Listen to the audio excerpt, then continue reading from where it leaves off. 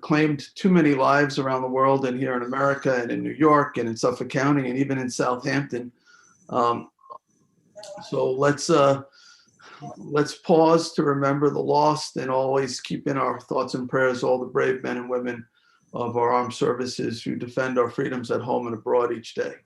So let's join in silence.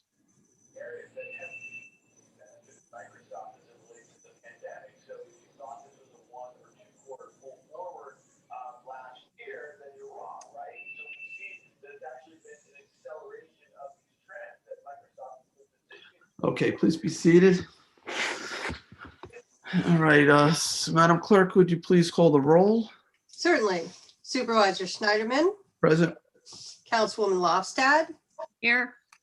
Councilman Martell, Here.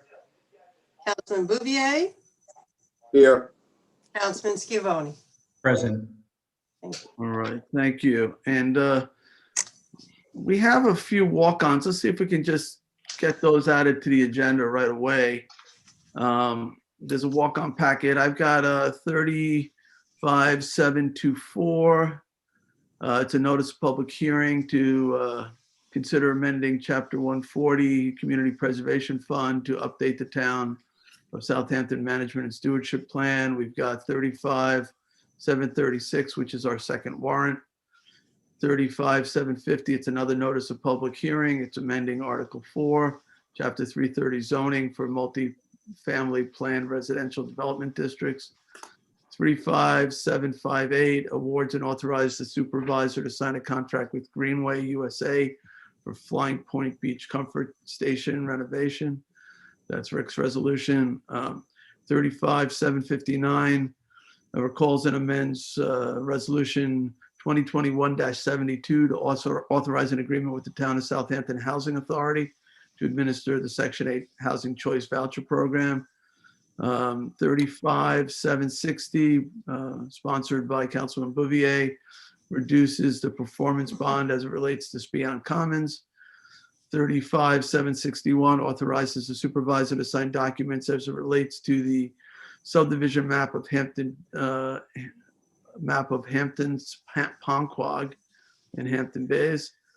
35762 is the last one, and it authorizes the supervisor to sign a contract with SEAL Solutions to provide professional services for street cameras located in the town. I'll make a motion to walk those 8 resolutions on. Second. Second by Councilman Bouvier. All in favor? Aye. Aye. Okay, great. So we'll take those up at the end. All right, back to our agenda.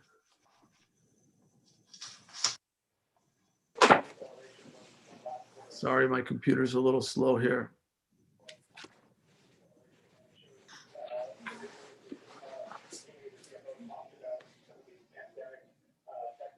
All right, while I try to get the agenda, my guess is the next item is the minutes. Correct. The minutes of January 12th. Okay, let me make, is that the only one, Sunday? Yes, that's the regular town board meeting of January 12th. All right, I'll make a motion to approve the minutes of the town board meeting of January 12th.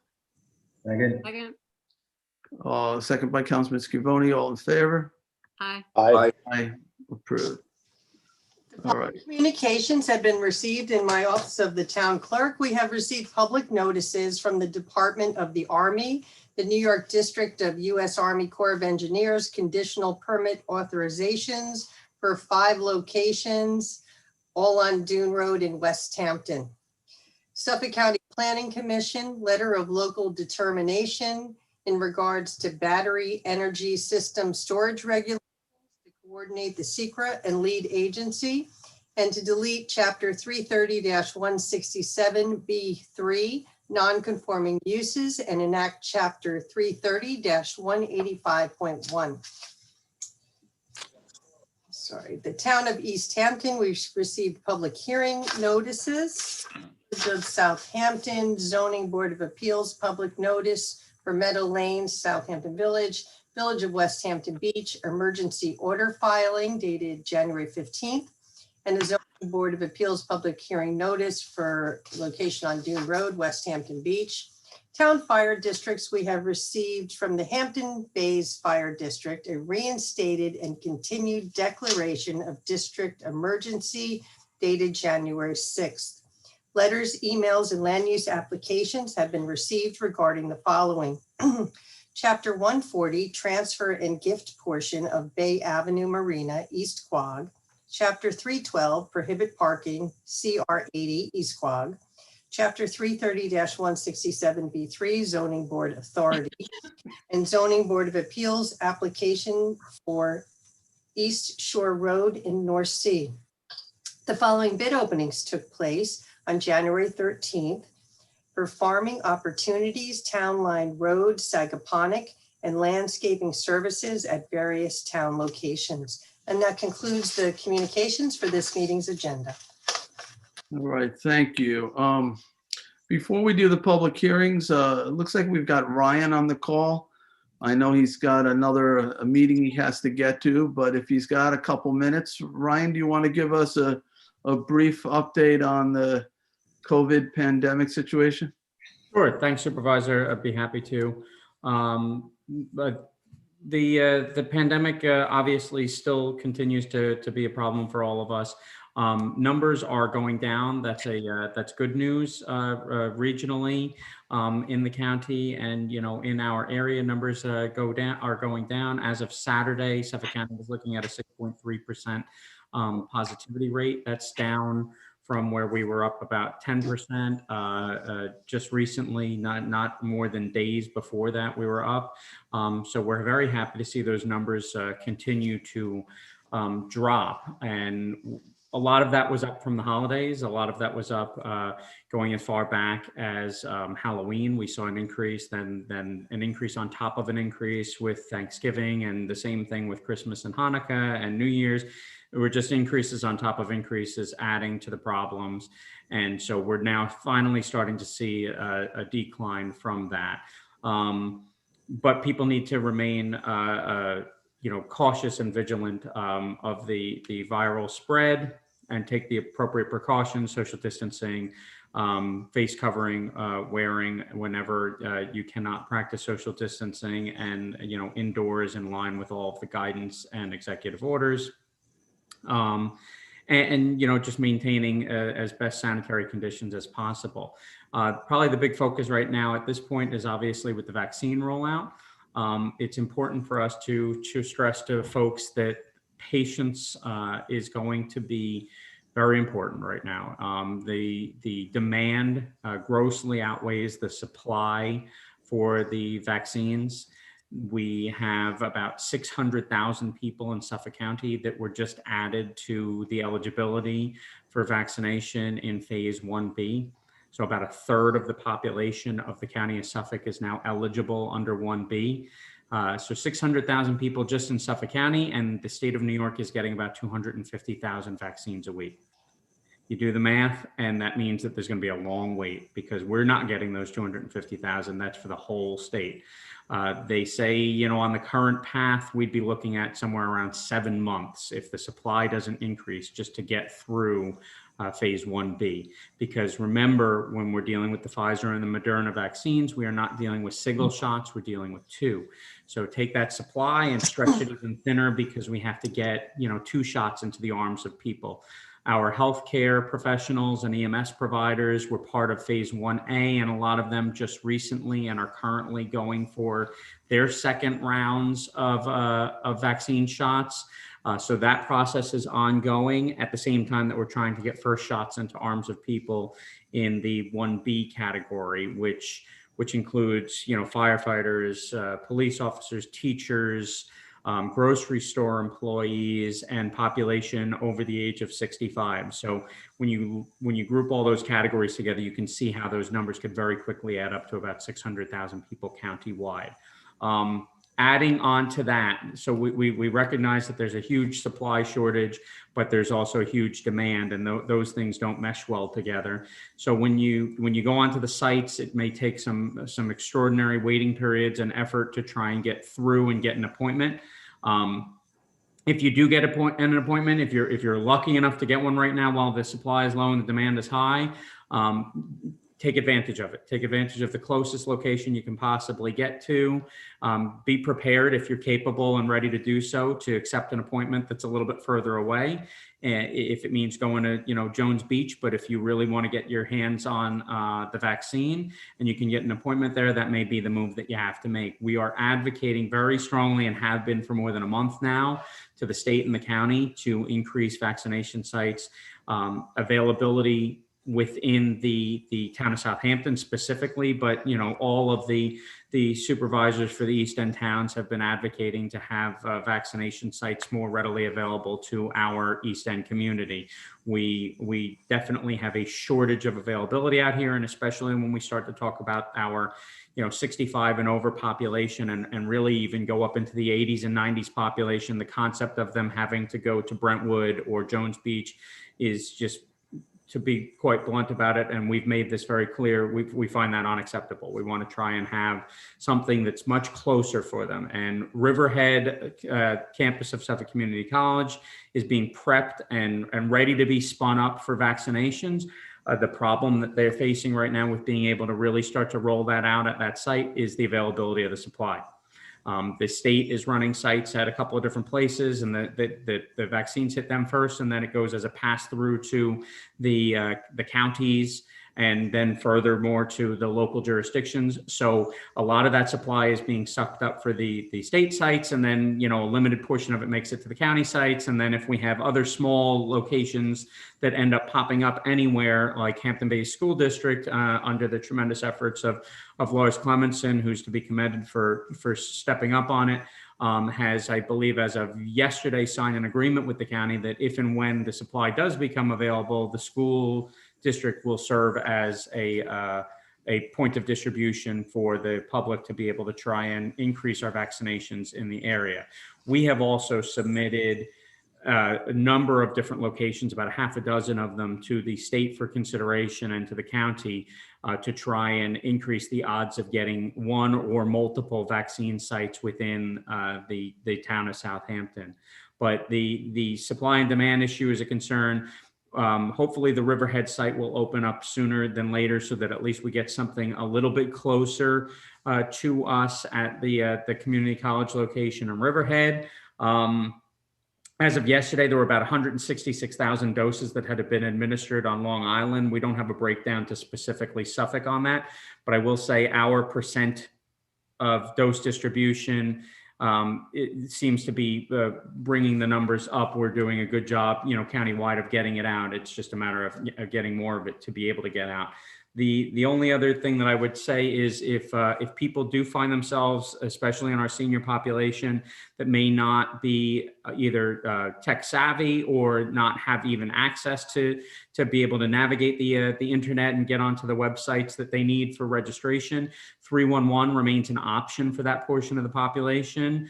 If you do not have computer access and have the ability to call up 311, they are indicating to us that they will take your information and try to assist, if not actually book a vaccine appointment if and when they become available, by way of the operators and the staff that's manning 311. So that is an option if you do not have the capability to go on and book it for yourself via either the Northwell site or the Am I Eligible New York State site, which can be found on the internet. And I believe we have links posted to those on our website as well for the town to help people not have to search for it so much. That's probably the best little synopsis that I can give you. If you have any questions, be happy to try and answer them. Ryan, a couple quick things. So one, the pod that you spoke of at Suffolk County Community College Eastern Campus, which actually is in the town of Southampton, but it's pretty far from areas like Sagaponack, from our eastern areas.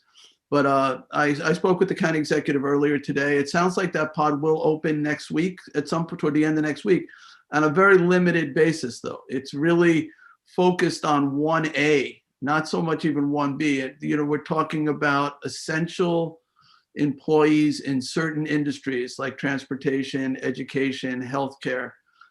That's going to be the priority. They are trying to roll out through like the CVSs, Yes. Rite Aids. That seems to be the direction they're going with the seniors, particularly over age 75. That will be their priority. So there'll be these preferences and these sites to try to focus the vaccines on the most vulnerable, also people with pre-existing conditions who may be under that age. So Yeah. that is sort of the direction it's going. There's great efforts on the way right now to increase the supply of the vaccine. And it does seem like the various agencies are really getting their act together to be able to get it into people's arms once they have it. So the police have been getting it through Suffolk County PD, as you're aware. And I heard that site is going beautifully. I mean, it's really, really super well organized. Got to give a lot of credit to the county on that. Apparently it's run very smoothly. So, once we get the doses, I think, they're learning how to really get it out there to the people. But that's what, just wanted to add that one little piece. So anybody else have any questions or information for Ryan? I have a quick Sure. question and comment. Well, first, just on getting the doses out there, I saw a news report that a local mayor of a city somewhere asked Chick-fil-A to come in because Chick-fil-A does such a great job with their drive-through. And actually, it's funny, but it worked. They said that they tremendously improved the amount of people they service. So that was good. My question is about, should this the location at the college open up? That's still pretty far from, Bridgehampton, Sag Harbor. We did such a great job with ASAP with helping our seniors. Is there any way we can do something with perhaps transporting them, should they need it, from wherever to wherever they may need to go to get that vaccine? It's a great suggestion, Julie. I hadn't thought of that. It's a wonderful idea.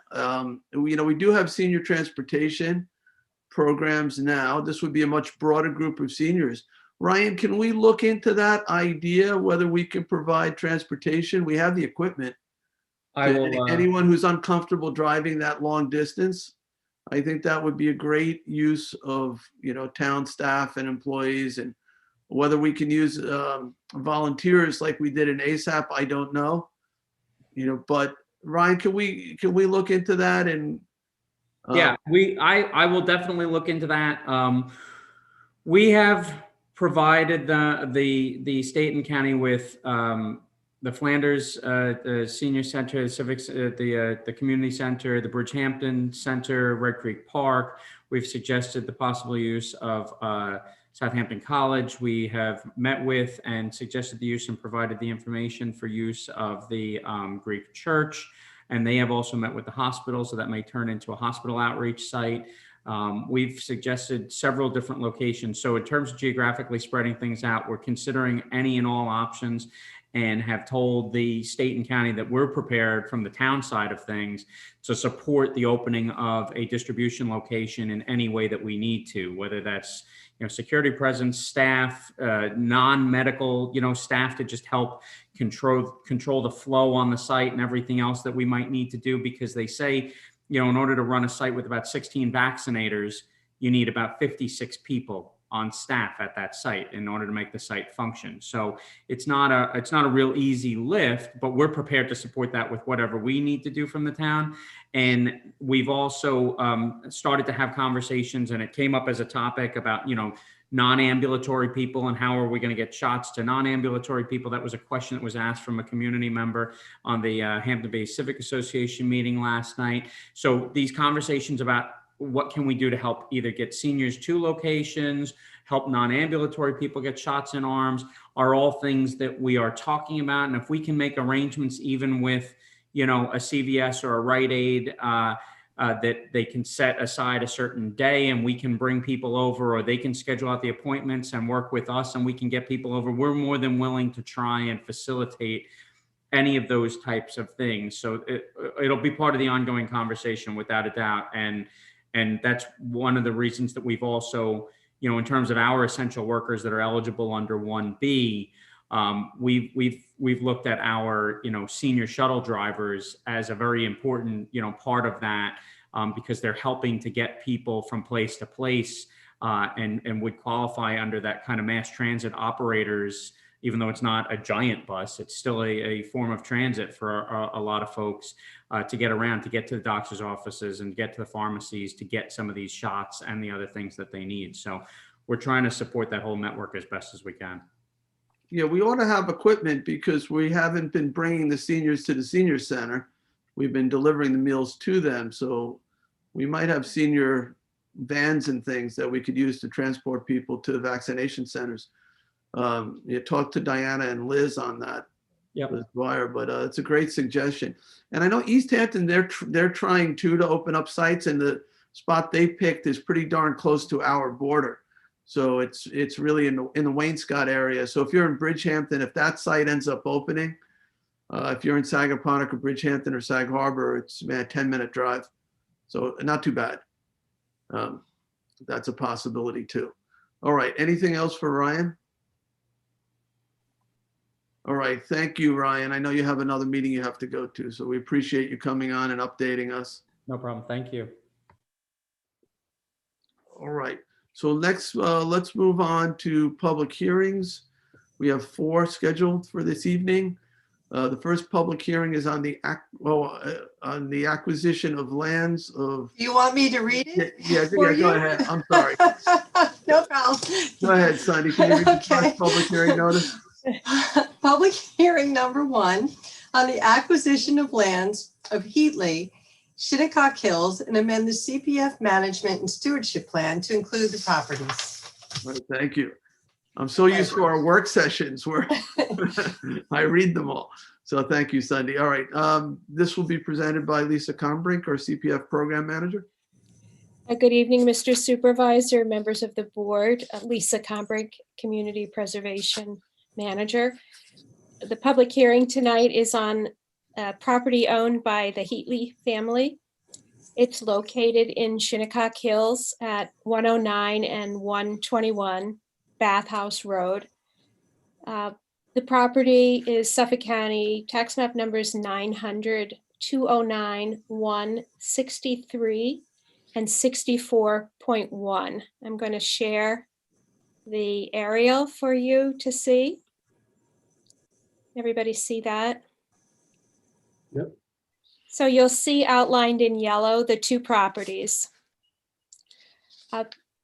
Lot 63, which is 1.17 acres, is included in our Community Preservation Fund project plan. It's identified as being in the Shinnecock Hills Greenway target area. If this acquisition is approved, the other lot, which is adjacent, which is 3.6 acres, that's tax map number 64.1, would be added also to the project plan. The total acreage is 4.77 acres. The majority of the property is wooded. As you may be able to see from the aerial, there is a single family dwelling on the larger lot. The owner has agreed to demolish the house if the acquisition is approved, and to remove any other improvements on the property before closing. The property is located in the R40 zoning district and has been allocated 3.85 development rights, which are in the Tuckahoe School District. The property was recommended for acquisition by the CPF Advisory Board, and it has also been identified as a high priority for acquisition by the Shinnecock Nation. It is located in a New York State archaeologically sensitive area. In terms of flora, has Marty Shea also identified things on this property in terms of vegetation that's worthy of preservation? Yes, it would be purchased for open space, and just give me a second. I can tell you a little bit more about the vegetation.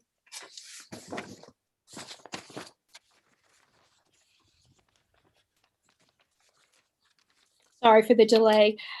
This, as I said, it's mostly wooded. It contains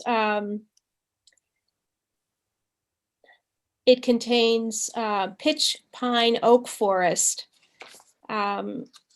which is something that in our open space parcels, we always identify as being desirable to preserve.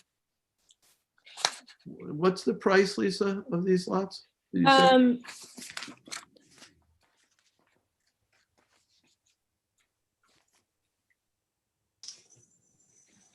I just lost my note here. The price is, I believe it's 1.4 million. For the 2 lots? Yes, for both lots together, that's correct. And it's up against railroad tracks, but it has that high evaluation, huh? Yes, it does. And also it's, it could potentially be divided into 3 lots. And it's also at a high elevation, which some people consider desirable. Okay. Any other questions for Ms. Combrink? All right, let's go to the public then. Lisa, I guess bring the, Yep. stop the screen share and we'll, Okay. all right. Charles or Sunday, do we have anybody wishing to be heard on the first public hearing? Not that I'm aware of, but I can see what Charles sees. I see no hands, but if there are anyone, please raise your hand. I see no hands. Because we're meeting via Zoom, and I acknowledge it's not as easy in some ways to participate, I want to suggest we leave the record open for 2 weeks for written comment. We've been doing that with these, so hopefully, Lisa, there's no time sensitivity here that we can do that. So It should be fine, and that I've always advised our potential sellers that is the practice of this board during COVID, to leave the record open for 2 weeks. all right, so seeing no public participation, I'll make a Oh, I have motion. one. Oh, you have one? Okay. Yep. Let's make sure it's on this acquisition of Heatley. Amy Paradise.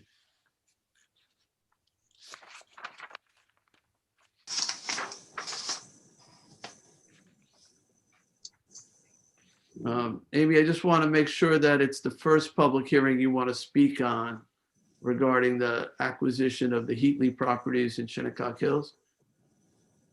Right now you're muted, so.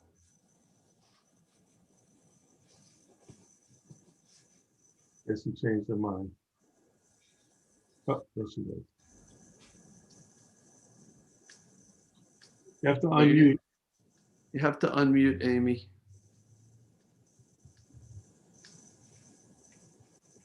Probably in the bottom left-hand corner of your screen, there's a little mute button. Still muted. Charles, is it at your end? No, it's not mine. She has to unmute. Oh, there you go. There I go. I know all about the Heatley property and all the stuff that went into it. And isn't that a magnificent thing to have presented to you? You don't often get a huge parcel of land like that in the middle of the hills. If you look at that map, everything's developed. That's a pretty amazing acquisition. So I take it you support our acquisition of this property? It's beautiful. Okay. All right, thank you. Yeah, we have been focused on trying to preserve property in this area, this culturally sensitive area, as well as environmentally sensitive areas. So It's way late, but at least it's something. Well, I'm sure if you reach out to Lisa Combrink, she can show you a list of some of our recent acquisition and activity in that area. I think you might be surprised. Well, I'm going to get Yeah. the list and look at all of that. That would be wonderful. That's a beautiful one, though, really. Lisa, could you make arrangements to go over some of our Shinnecock Hills acquisitions? Absolutely. Sure, I'd be happy to do that. Yep. All right. All right, thank you, Amy. Appreciate it. All right, is there anyone else who wishes to be heard? See no hands. Okay, I'll make a motion to close the hearing, but leave the written record open for 2 weeks. Seconded by Councilman Martell. All in favor? Aye. Aye. All right. Thank you very much. All right. Sunday, would you read the second public hearing notice? Certainly. Public hearing number 2, to consider accepting a grant of open space in connection with the subdivision map of Mill Creek Heights, formerly known as Sag Harbor Woods in Noyak. Right, and Deputy Town Attorney Kathleen Murray will introduce this. Thank you, Mr. Supervisor. Good evening, members of the town board. I'll just briefly share my screen.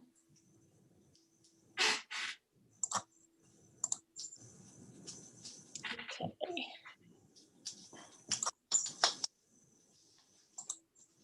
On August 14th, 2018, by resolution number 820 of 2018, the town board accepted an open space deed of dedication for 2 open space parcels totaling approximately 3.44 acres, or the equivalent of 35% of the subject property, in connection with the subdivision map of Mill Creek Heights located in Noyak.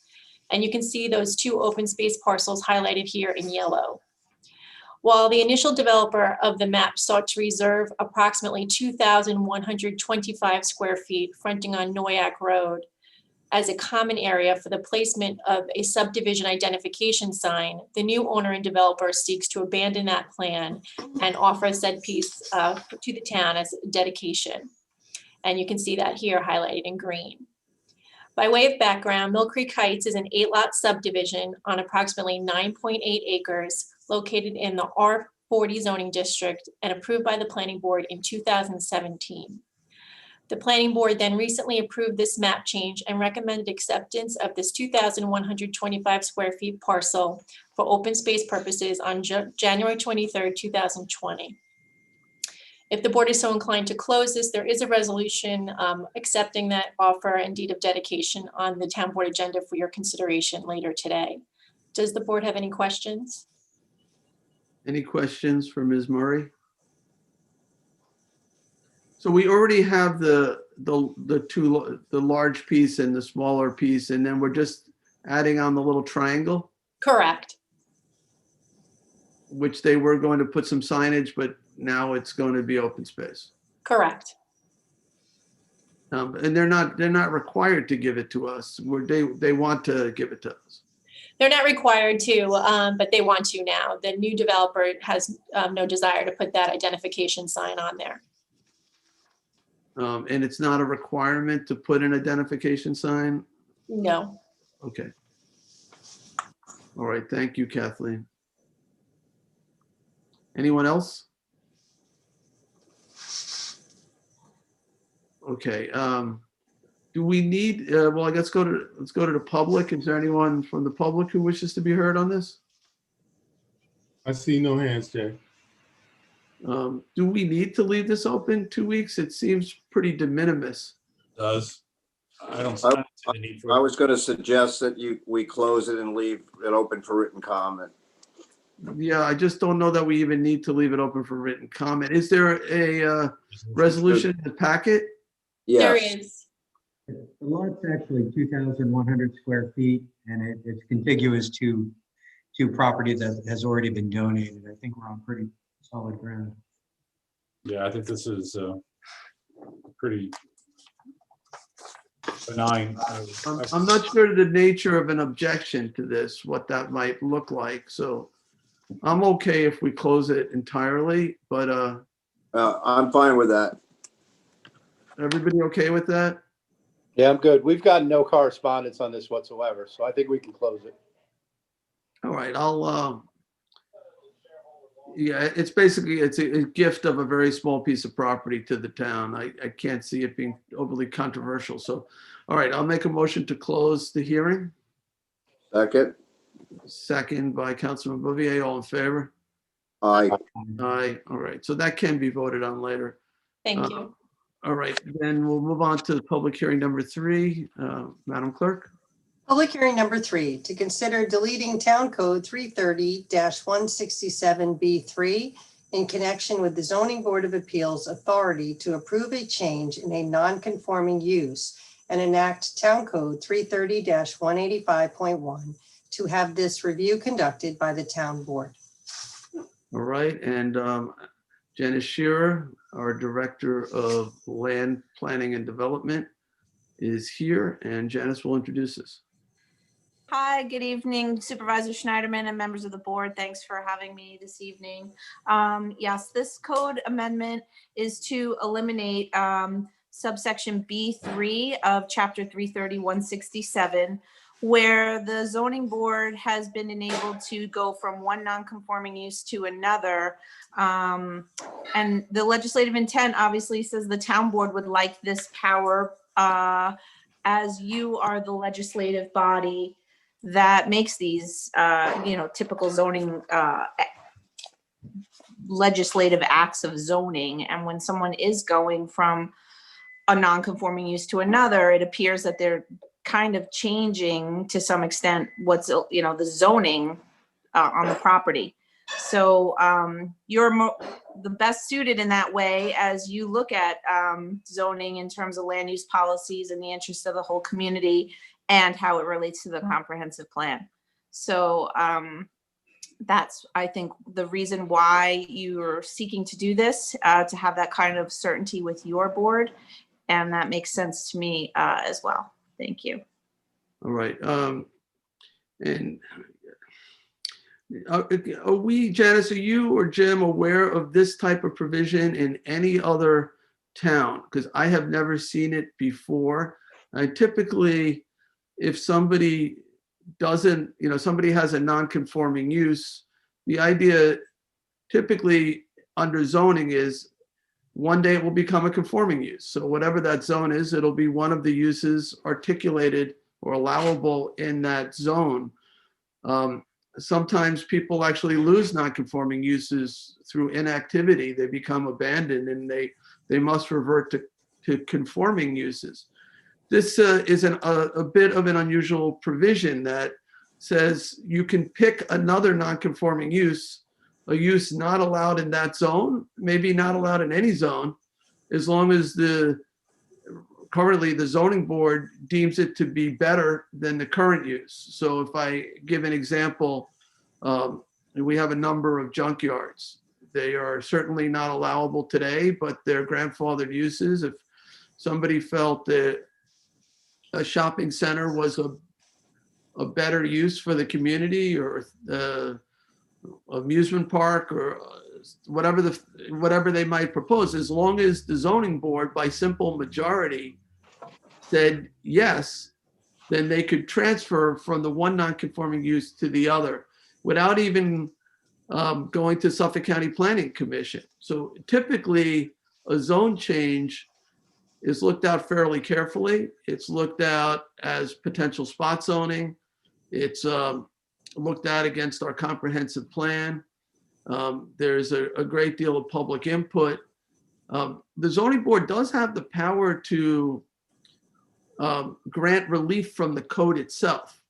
So typically if somebody needs a little bit more room for their pool, or for a house addition, things like that, when it comes to uses, they have the power to grant use variances. If somebody says this is the only use economically that's viable.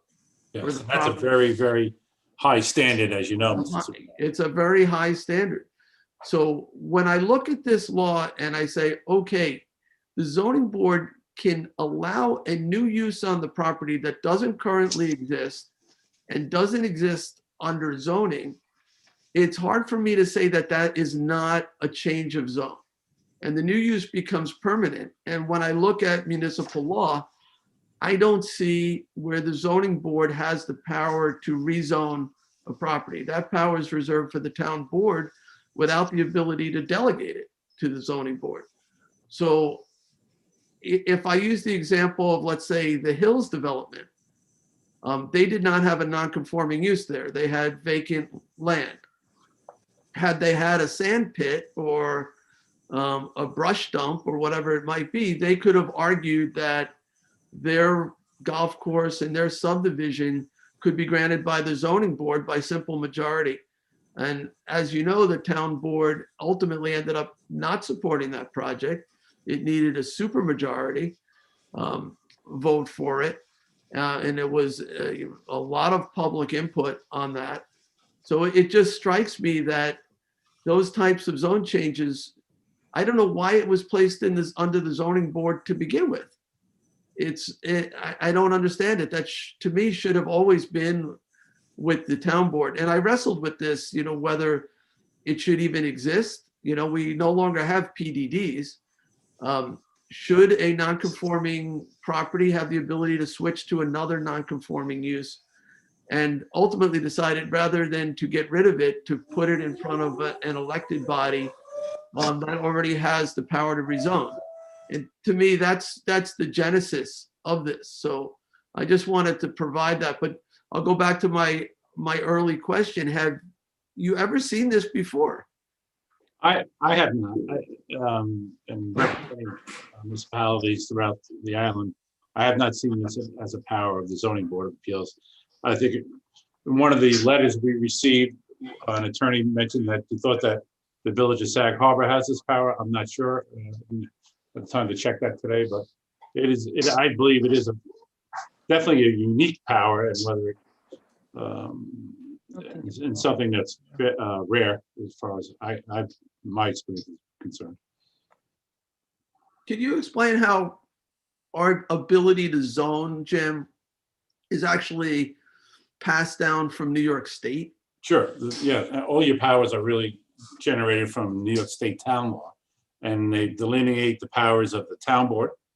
You have powers of the planning boards, and you have powers of the zoning board. Powers of the zoning board are pretty much enumerated in section 267 and 267A, B, C of the New York State town law. It's New York State law, but it's called the town law.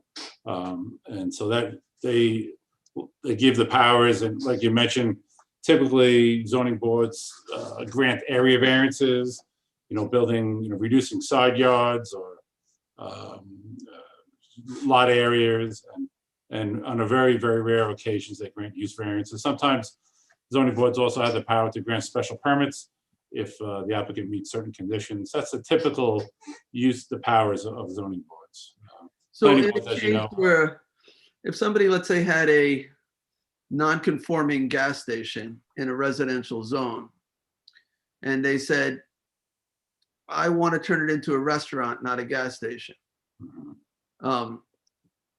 Typically, you come to the town board and ask that that property be rezoned to some commercial category that would allow the restaurant use. That would be I think that's the appropriate venue for that. and then the town would look at the area around it, how it's zoned, whether it is constituted a spot zoning, and we'd wrestle with that. It wouldn't be the zoning board that would change the Typically zoning. would not. If they could try to do that under use variance, but as we mentioned earlier, it's an extremely high standard. It's really almost like you'd have to make an argument that you cannot get any economic use of the property other than this proposed use. It's almost like it's a standard almost you have to use for a takings claim. And so it's a rare. So Jim, it's fair to say, I know that New York State requires a zoning board for every municipality in the state to give people some redress from codes in the situation that whatever they're building for an area variance or use can't fit into what they want. Yes. And it also is a quasi judicial board, which the neighboring parcels are notified so they can participate in the decision, or at least give input into the decision. Right, they function almost like as an appellate review of zoning decisions by the building department in the town, the zoning board. And you're correct, Mr. Councilman, that under the Euclid case, when zoning was pretty much put in place in essentially 1930s, it was mandated that the zoning board, that you have some type of relief from zoning, because zoning is looked upon as somewhat of an infringement on people's property rights. So it was accepted, but with this ability to have the ability for people to appeal, to have a flexibility in the zoning where appropriate. Exactly, and they have a test that they go through to determine whether it meets the general standards. Absolutely, and that test has, from the zoning board, it has evolved over the years. And, it was clarified 10, 15 years ago after the Court of Appeals case. And Sasso Viasco, and the legislature took basically the standard that the Court of Appeals held in that decision and codified it in law under 267. And I know there have been some who have said that we should just focus on establishing standards for the zoning board to grant these.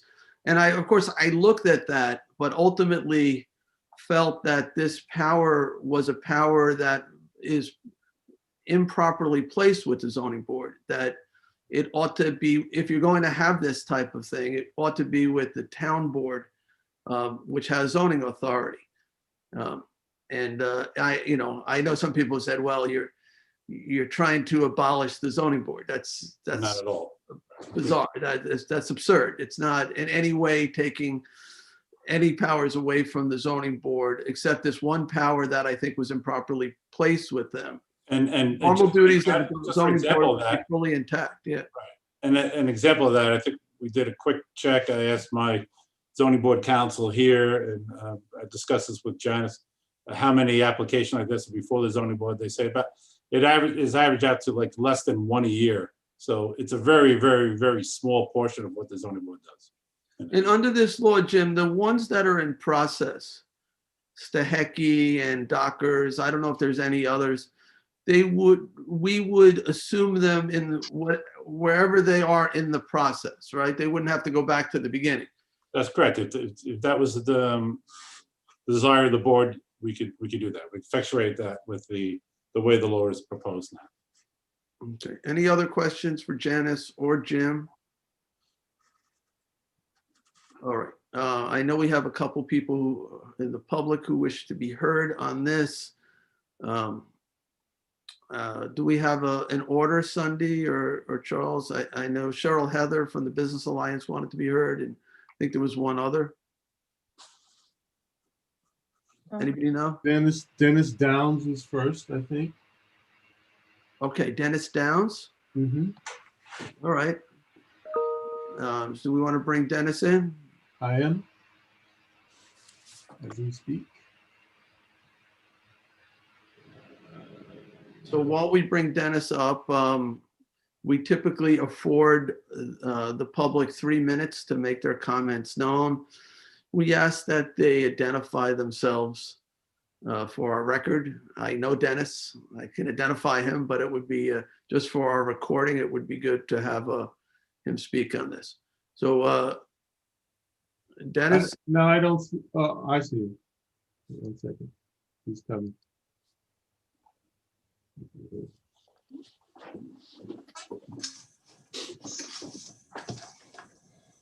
Elusive. I'm not seeing him. Oh, he's coming. Oh, there he is. No, Dennis.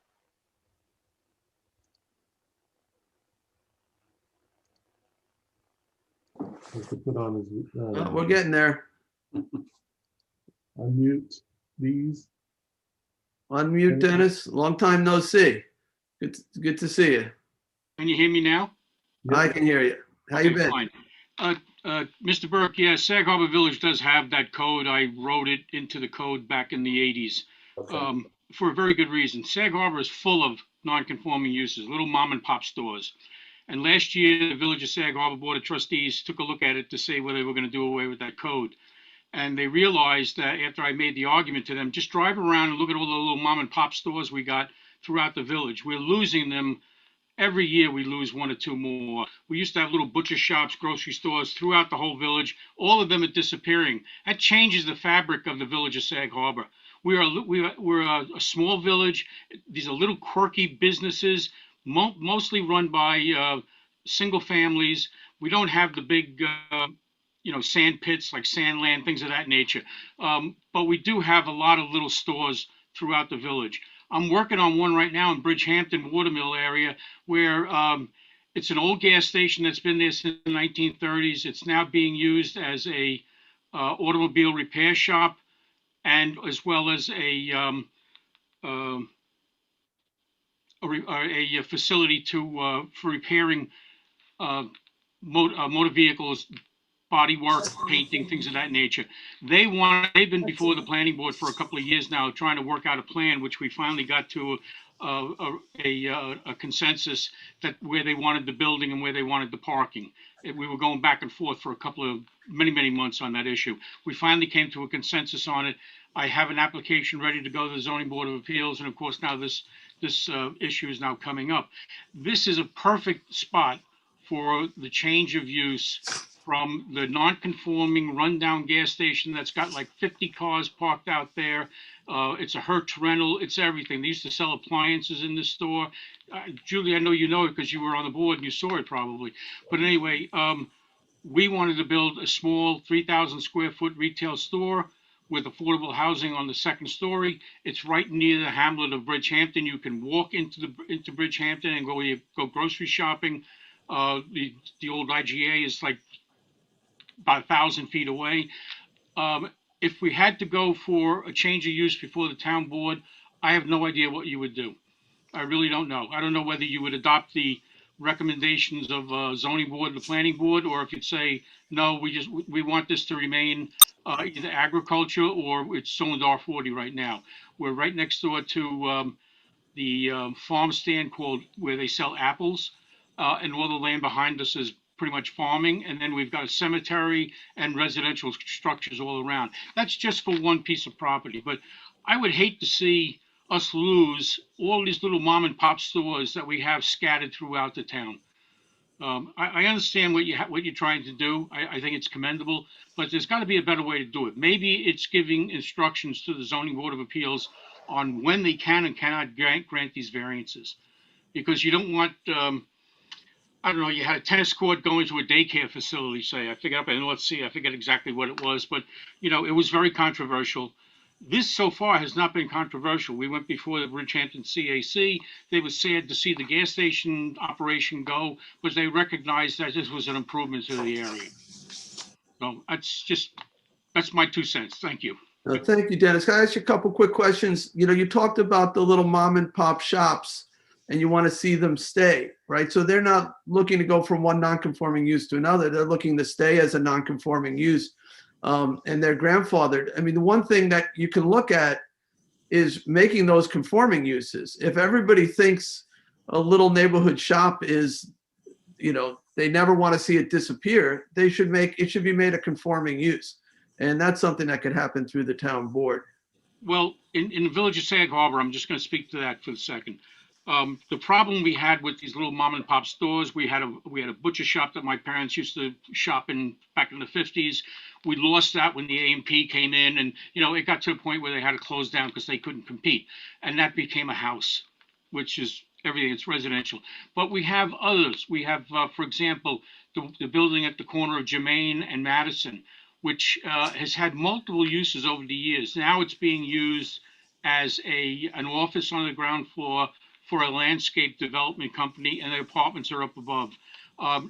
Every time that building was changing hands with tenants, they had to go back to the Zoning Board of Appeals. We finally got the Zoning Board to say, all right, here's about 10 or 15 uses that you're permitted as a matter of right. Just make your application to planning board that you're making a change of use, and that's how we've been handling it. There are other uses in the village where you don't want these little mom and pop stores to go away, but for some reason, say they were running a little grocery store, but now they can't do that anymore. So one becomes became a Chinese, not Chinese, excuse me, I think it was a Greek takeout or something of that nature. It's a small takeout facility, and that's it. And it blends in nicely with the community, and everybody likes it. But, you know, so, and there are public hearings. The public does have a right. We have to give notice to everyone within 500 feet. You go 500 feet in any direction in Sag Harbor, you're talking about hundreds of people because the lots are 50 foot wide.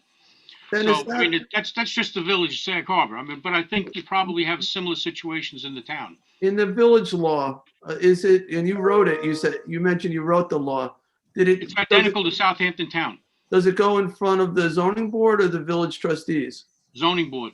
Zoning The board? village trustees were going, last year, they they held a public hearing to abandon that law completely and not have it go anywhere. That, in other words, every non-conforming use had to convert to a conforming use. And it just didn't work. Once the trustees drove around and they saw what would happen if they lost all these little mom and pops, what changes it would make to the community. And they said it wasn't the right thing to do. Yeah, I sort of like the idea of going from one non-conforming use to another, as long as it's clearly better for the community. So. Well, that's one of the decisions that, yeah, the zoning board has to make that decision. They have to say that it's a more beneficial use, and that becomes an argument, and that's where the neighbors come in, and if they want to challenge it because of parking or some other issue. But if that's the fundamental question. These uses benign, you should be in good shape. Right. So that's the fundamental question. Since you have a brand new use being proposed, what board rightfully should be doing that review, the town board or the zoning board? That's why we're here today. In connection with, say, the building that was at the corner of Germain, across the street from it is Mr. Hand's place where he makes handmade wood carvings for ducks. And there's going to be a time when he's going to have to close down. There's nobody that wants to do that anymore. His children don't want to do it. So that building's going to have to become something else. Will it be converted to a house? It looks like a retail store when you walk in the front door. And across the street, you had the Cappy Munson building, and he had his artist studio on the ground floor where he did all his famous paintings with apartments up above. And now, instead of being an artist studio, it's a landscaper's design office. Again, another benign use. We didn't create more traffic. It's pretty much the same as what it was before. It's very benign. And the neighbors, they're very used to it. All right, thank you. And thank you, Dennis. Thank you. Appreciate your time. All right. Cheryl is next. All right, Cheryl Heather from the Business Alliance. Thank you. Can you hear me okay? Yes. Great. I just want to read a short letter into the record that was sent to the members of the town board last week. I'm writing on behalf of the Board of Directors of the Southampton Business Alliance in the interest of the local business community at large, in objection to the proposal that would strip certain powers from the Zoning Board of Appeals and transfer them to the town board. A few years back, the town board eliminated the PDD process, which gave the board authority and autonomy in selecting properties for rezoning purposes. The rationale at that time was to eliminate, and I used quote, politics from entering the decision-making process. This proposal now turns that spotlight directly toward you again. The entire purpose of the ZBA is to insulate such decisions from politics and rely on the facts. The laws and regulations entrust the unparalleled experience of the Southampton Town Zoning Board of Appeals. The Town of Southampton ZBA board members and board council have been successfully administering their duties since 1972. Their record of quality decisions is a point of pride in our community. Their level of professionalism, land use knowledge, community service, and fairness are without dispute. Please allow the ZBA to continue to discharge their civic duties and obligations. The system has been working for years and it will continue to work for years to come. Nothing is broken, nothing needs fixing. Thank you very much. Thank you, Cheryl. All right, who is next on the list? Bob. Bob, unmute yourself. I think you're already unmuted. Thanks. Good evening, Mr. Supervisor and members of the town board.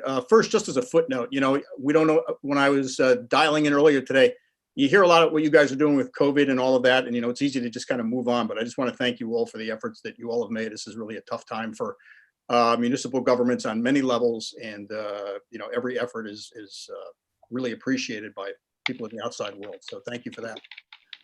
With respect to the matter at hand, I'm going to actually spare you a lot of my testimony, because basically what the supervisor has said was very close to a lot of what we wanted to raise. Primarily that in looking at this issue over the many years, it's our experience that what has happened, and I'm thinking of a lot more large projects than small projects, is that the Zoning Board of Appeals has found itself in the role of the town board, determining what specific zones should be occurring in the town. And I don't think that was intended by state law. I don't think it's intended by what the town board thinks it should be doing with respect to with land use.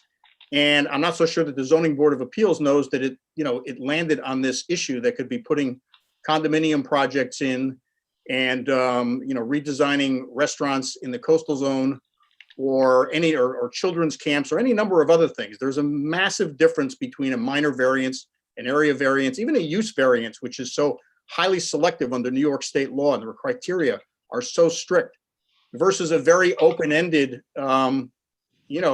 allowance to kind of let somebody come in, make an argument, and the, figuring out what's in the community's interest is actually in the code. And I think that's better placed with a town board. Politics is not a bad thing. You all make land use determinations based on the people in the community and what they tell you they're interested in alongside your planning efforts.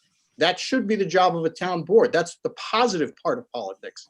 I get concerned, and certainly you guys have seen some of these applications in front of the Zoning Board of Appeals.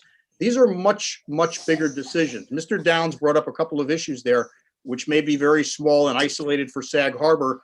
But when you're looking at, condominium projects, restaurant redevelopments, children's camps, those are major land use projects. They have a major land use impact, and they really should have the authority of the town board who sets the zoning for the town as the primary function. I would also say that, in our perfect world, we would probably like to see any provision of the replacement of non-conforming uses go away. But this is a very significant first step, and it shouldn't be underestimated the value that I think it can have with respect to carrying out the goals of the town's planning effort. So we're supportive of it. We thank you for taking this issue on. And it should also be recognized that this issue has kicked around for some time. So to the town board's credit, it's great that it's an important time to have this discussion. There's obviously pending projects that this could have bearing on, and we believe that land use decisions with respect to zoning belong with the town board. And ultimately, the majority of these that I've seen and been involved in are really zoning decisions, and that's not the job of the Zoning Board of Appeals. So we very much appreciate your consideration of our comments, and certainly urge you forward. Thank you. Bob, I don't know if it's a question. It's probably going to end up more as a comment. As you said with the COVID remarks, we're a busy board. We are incredibly busy with a million different things, and the last thing I want to do is bring additional controversy in front of the town board. We lived through Gateway, we lived through the Hills, we lived through Tuckahoe Center shopping. However, when I look at this, it's a rezoning. It's a rezoning. I don't understand why it was ever in front of the zoning board when I don't see under state law them having the power to rezone. That is the town board's power. So, that's why, I brought it forward. And, there was a comment before about PDDs and why we got rid of PDDs. And the main reason I opposed the PDD was because there was something in it called a community benefit package that the public was beginning to look at as zoning for sale, right? That if you had enough goodies in non-related to the actual use, then, there was all this pressure in politics, toward approving something. And we looked at trying to fix it. And you were involved with trying to fix it. And ultimately the public just had no confidence, I felt, or little confidence in it as a tool. So it became very murky. It became a very murky thing to try to discern and decipher which was the community benefit that was kind of like a goodie to try to get the project approved versus what was actually a community benefit. And I think there is a real difference here in terms of picking a particular use, proposing it to a town board. And I get it. You guys have got a ton of things to do, but sadly, some of the most important things that you do are land use things. And there are times when it has to come in front of you in the best interest of the town, which is why that was granted by the state of New York to the town board to begin with. Right. And I think in contrast to the PDD, where the community benefit was unrelated to the zoning, this is supposed to have a new non-conforming use that is better. The use itself is supposed to be better, though there's no standards for making that determination in the current law. But I think in terms of who gets to decide whether it's better for the community, I think that's something that's ought to be the town board, an elected body that is directly accountable, every 2 years to the public. Yeah, and I think, look, I mean, obviously we feel that way. We feel, talking to town board members about this stuff is the most accountable authority. I also think it's kind of unfair for zoning board members who are expecting to be seated to look at area variances and, whether somebody's pool is 2 feet too close to the backyard, to then have an entire planning issue land on them, which requires you to know all about the status of the comprehensive plan and on and on and on, which you all are just more dialed in on. And I think that's important. And I think the other thing here is that we're really talking about looking at uses, from one use to another use. The problem with the PDD was it really could be kind of a free-for-all where you could propose anything. Well, this is too. There's no limit as to what you can propose. Well, I think because it doesn't have the, it doesn't have the incentive part of the zoning, which is you don't get what you'd like and then a little bit more if you give us something else, Right. kind of keeps it in the bounds of straight land use. Right. But it is, you can propose something that is not allowed in any zone within the town. Currently, it's You may want to look at a different non-conforming use, which makes it a bit of a wild card. That's true. I mean, you might want to. There's no predictability there. If, typically you buy a piece of property, the property next door is zoned a particular way, you have a pretty good idea of the types of things that might occur next door. This is completely open-ended. If the zoning board determines that this other non-conforming use is better, then it can happen on the property next to you. So there is a sense of the unknown that also makes it make more sense to have it in front of a board like the town board, because it's a brand new use. It's a brand new use. I can't get past that being not a rezoning of the property to allow a brand new use on a property. Well, listen, we may find ourselves revisiting that down the line, but I think the first order of business really is to put the land use in front of the board that really should be determining zoning for the town, and that's you guys. Right. All right. Thank you. Thank you. Charles, do we have anyone else on this? Aram, I just saw a hand flashed for Aram, maybe. Yeah, I'm Carl Benacasa.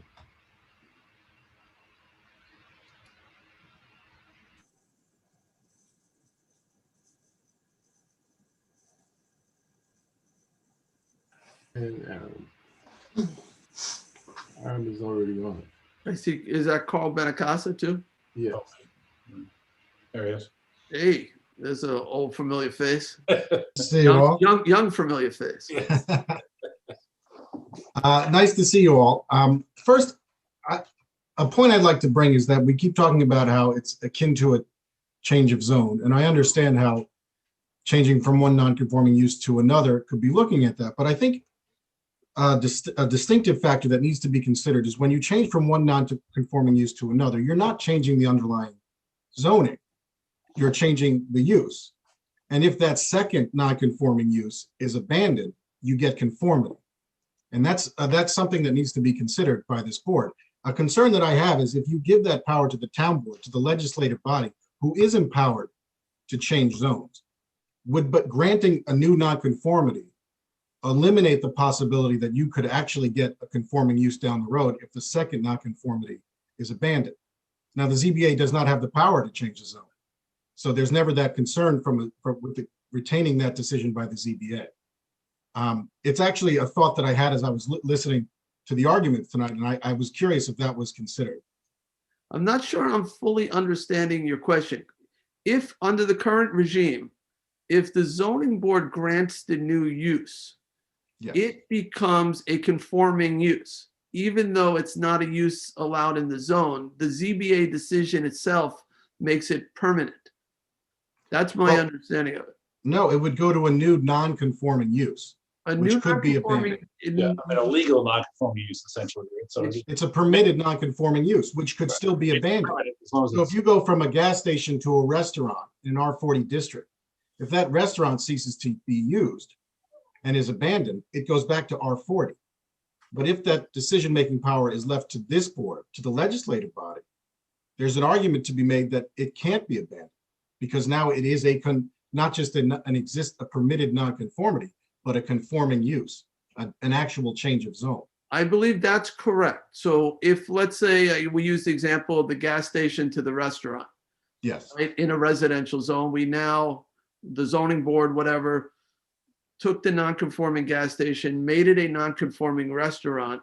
I believe there's no more abandonment now. It becomes a permitted forever use. I'm not even sure I could call it non-conforming anymore because the zoning board has made it conforming. I see No. Katie, no, No, Katie, you still have an abandonment provision after the Yes. zoning Still a board? non-conforming- It's still a non-conforming use that would be subject to all the non-conforming use Correct. regulations. Which means it can be abandoned. Sure, correct. absolutely. Yeah. And if All right, I if the didn't- legislative body, which is empowered to actually change zone, makes that determination, is there a risk now that there is no opportunity for abandonment and you eliminate any chance at conformity down the road? I would say yes. Interesting question. Janice, I see you Oh. shaking your head, but I'll- I just don't, I'm not sure Everybody, I just follow for the the public's abandonment edification, argument. abandonment- It's a use that goes with, onto a CO. And so if that use, that's been the issue at the ZBA, the use ends up running with the land, and someone who had a use 20 years ago is making an argument to the ZBA that that's use is still valid. So we have that issue right now. well, that's in the It's almost case. the same story. It's the same thing to me. Like you're still making that argument Well, to they one still order or have to another. demonstrate that their existing use isn't abandoned. Because then they don't have they have no standing to ask for a change from one to another. So that's a threshold question with these applications Right. is your use abandoned or not? If it is determined to be abandoned, you don't have a non-conforming use to switch, to go from, to start. Exactly. I agree with that, but if it's up to the building inspector to determine whether it still exists. Right, so it goes on to the CO, whether or not you know, or some kind of affidavit or some kind of demonstration to the chief building inspector that use. And I've heard of the cases where the argument was made that even though that use isn't presently existing, because by nature of the fact that it did exist, it has some status, which is part of the problem in the ZBA realm to some degree. Yeah. I mean, all I'm saying is with a non-conforming use, there is absolutely an opportunity for abandonment. And if the town board were to sanction a new non-conforming use, the legislative body with power to set zoning, would that eliminate the opportunity for future abandonment? And now you are eliminating any chance at conformity down the road. I think that's something that needs to be considered as you explore this legislation. Well, my understanding, though it's changing tonight, was that once the zoning board ruled on the new non-conforming use, they could keep it forever. As long as it's operating. No, it's still a non-conforming use. I disagree, Jay, respectfully. It's still a As non-conforming long as use, it's operating, it's a legal non-conforming use. as long as it's operating, but it If could they be abandon abandoned. it, then the abandonment is provisions apply. Sure. Okay. Yeah. So it's an interesting question that Mr. Benacasa raises, that if the town board acts, is that a rezoning and becomes permanent, or is it still subject to the abandonment Yeah, and inactivity? that's the question whether we should, one of the thoughts about limiting this entirely and just make this a change of zone application. But I think if the town board is not acting in the capacity to change the zone, then you still have the abandonment issues and the non-conforming issues apply. But again, this provision, as we discussed at the very beginning, is a unique provision. And we can look into see whether any other town boards have this power. They certainly have the power to change the zone. You can just add a line that says any new non-conforming use granted by the town board will remain a non-conforming use, subject to all provisions of abandonment and everything else. Right. I think if the town board's not, taking the absolute step to change the zone, then the zone, underlying zoning has not been changed, but. I just have concern if the legislative body is the one making the decision. Does that give rise to an argument by the landowner that is now a sanctioned new use, not essentially a form of use variance, which this non-conforming to non-conforming is that now a sanctioned new permitted use and abandonment's no longer an option? I don't know the answer to that question. And again, I thought of it as we were reviewing it tonight. I would just want to explore this a little bit before any decisions are made. Carl, it's a good question. We've taught you well. Keep it to yourself next time, right? I represent. Carl was with the town attorney's office for many years, it was a pleasure. Now he's out there on his own. I was retained by Larry Hoffman, who's one of the substantial shareholders of Dockers, the 94 Dune Road application. And I wanted to just speak briefly on his behalf. His application is 20 months into its process. Actually years in the making, but 20 months since his formal application was submitted. He has gone through hearings with the ZBA. He's gone through scoping with the planning board. A DEIS is imminent. There's been a ton of work done in furtherance of his application. And I think there is plenty of room to carve out an exception for his proposal. It's the only one that has scoping at this point. It's the only one that has gone this far into the process. We've had multiple public hearings. I don't represent the applicant, which is the corporation. Mr. Bennett does, but I am speaking on, again, a shareholder's behalf, Mr. Hoffman. I feel that given the extent of the application, the fact that multiple hearings have been had, that the fact that the public made those hearings with the anticipation that certain boards would be making the decision, I think in this case, I think you can distinguish this application and exempt it from this legislation if this legislation is adopted. Again, beyond what it does to the applicant, it's incumbent on the public to perhaps represent their concerns either for or against the application to the decision-making board. Now, I know you could look at the hearings if you are to substitute for the ZBA, but I think it's fair to say that people tailor their applications to the board they're presenting it to. And I think that the public is being done a disservice if those presentations they've made were made before the board who is not deciding it. So when we did the PDD law, we exempted current applications. And I think we worked on that very closely, Jay, and I helped write that legislation. I think that a similar one for this Dune Road application, a similar exemption is a fair undertaking and can easily be tied to the fact you could just say any application that has gone through scoping, and it would only be this application that's exempt. That would be our position. I think it's a fair one. I think it serves both the applicant and the public who have so involved themselves in the process. Thank you. And that's what I'd ask, that this legislation, if it's to be adopted, include an exemption tailored to applications that have gone through scoping, because that is such an intense process. Janice, is that the only one that has been through secret scoping? Yes, the other active application is still at pre-submission stage. So what is it called once after pre-submission? It's what? So pre-submit. So in the case that Mr. Benincasa is talking about, the Zoning Board of Appeals has given the Planning Board lead agency status. So the Planning Board is lead agency, and they have conducted a scoping hearing. And then the next step is obviously the preparation of an environmental impact statement. So that would be reviewed by the planning department, Claire Shedd. And so that's where it's at. The other one is also headed in that direction. It just hasn't gotten there yet. It's still at the pre-submission, which means there still has to be a secret determination, et cetera. Okay, so the scoping hearing was closed on Dockers? It was, yes, and we're waiting the DEIS at this point. Okay, that's something to consider. All right, thank you. Thank you. All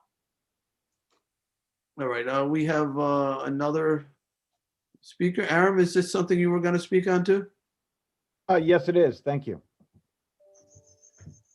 Good afternoon, members of the board, Supervisor Aram Terchuni in West Hampton Beach, New York. Thanks for having me on this evening. I want to rise to ask you to keep this power with the zoning board. I think they've done a really great job over the last 50 years. I think that the members of the board are highly skilled in looking at zoning matters. I vehemently disagree with Mr. DeLuca about their level of understanding and involvement in the comprehensive plan, zoning matters, including use issues. I've been in front of that board for almost 30 years myself. And I can tell you, I've been in front of dozens of zoning boards, and that's probably one of the best ones I've appeared in front of. They're fair, they're equitable, and they're compassionate, and they understand the code. So I did hear a germ of what I think may be a meaningful compromise, which is to provide the zoning board with some standards for their deliberations. I think that there's a germ of an idea there, and I'm asking the board to consider that as well. I'm a little concerned or taken aback by an implication that the allowance of the zoning board to exercise this power is somehow illegal. I didn't hear that word mentioned, but the implication was that they should not have this authority. If it is in fact illegal, then it must be changed. But that must be a fact. It can't be an implication, and it can't be an idea. It has to be a fact. So I would thank you for giving me the opportunity to speak. I would say, please keep it with the zoning board, perhaps give them some guidance, and congratulate them for doing a really great job on all their work, but especially these sometimes more controversial projects. They've done a terrific job, and they deserve our support and our thanks. Thank you, Aaron. Bailey Larkin. Bailey, you want to unmute yourself? Good evening, Bailey Larkin with Bennett and Reed, offices at 212 Windmill Lane in Southampton. I'm John Bennett's associate. We represent Dockers 94 Dune Road Holding Corporation. We had submitted written correspondence today to the town board, and I just wanted to reiterate Carl's position earlier that if the town board were to move forward with code provisions such as you're considering, that the town board consider carving out an exception for an applicant such as Dockers, who's fairly far along in the process. Just also, I did want to just mention that Village of Southampton Village Code, I believe it's section 11628C, provides a mechanism where the Village of Southampton Board of Appeals can also grant an approval to convert one non-conforming use to another. So the town board would just perhaps take a look at that code section. There are more specific standards within that village code. Thank you, Bailey. Thank you. Hey, Jim, if you could pull that at some point. Yes. Yes, I will.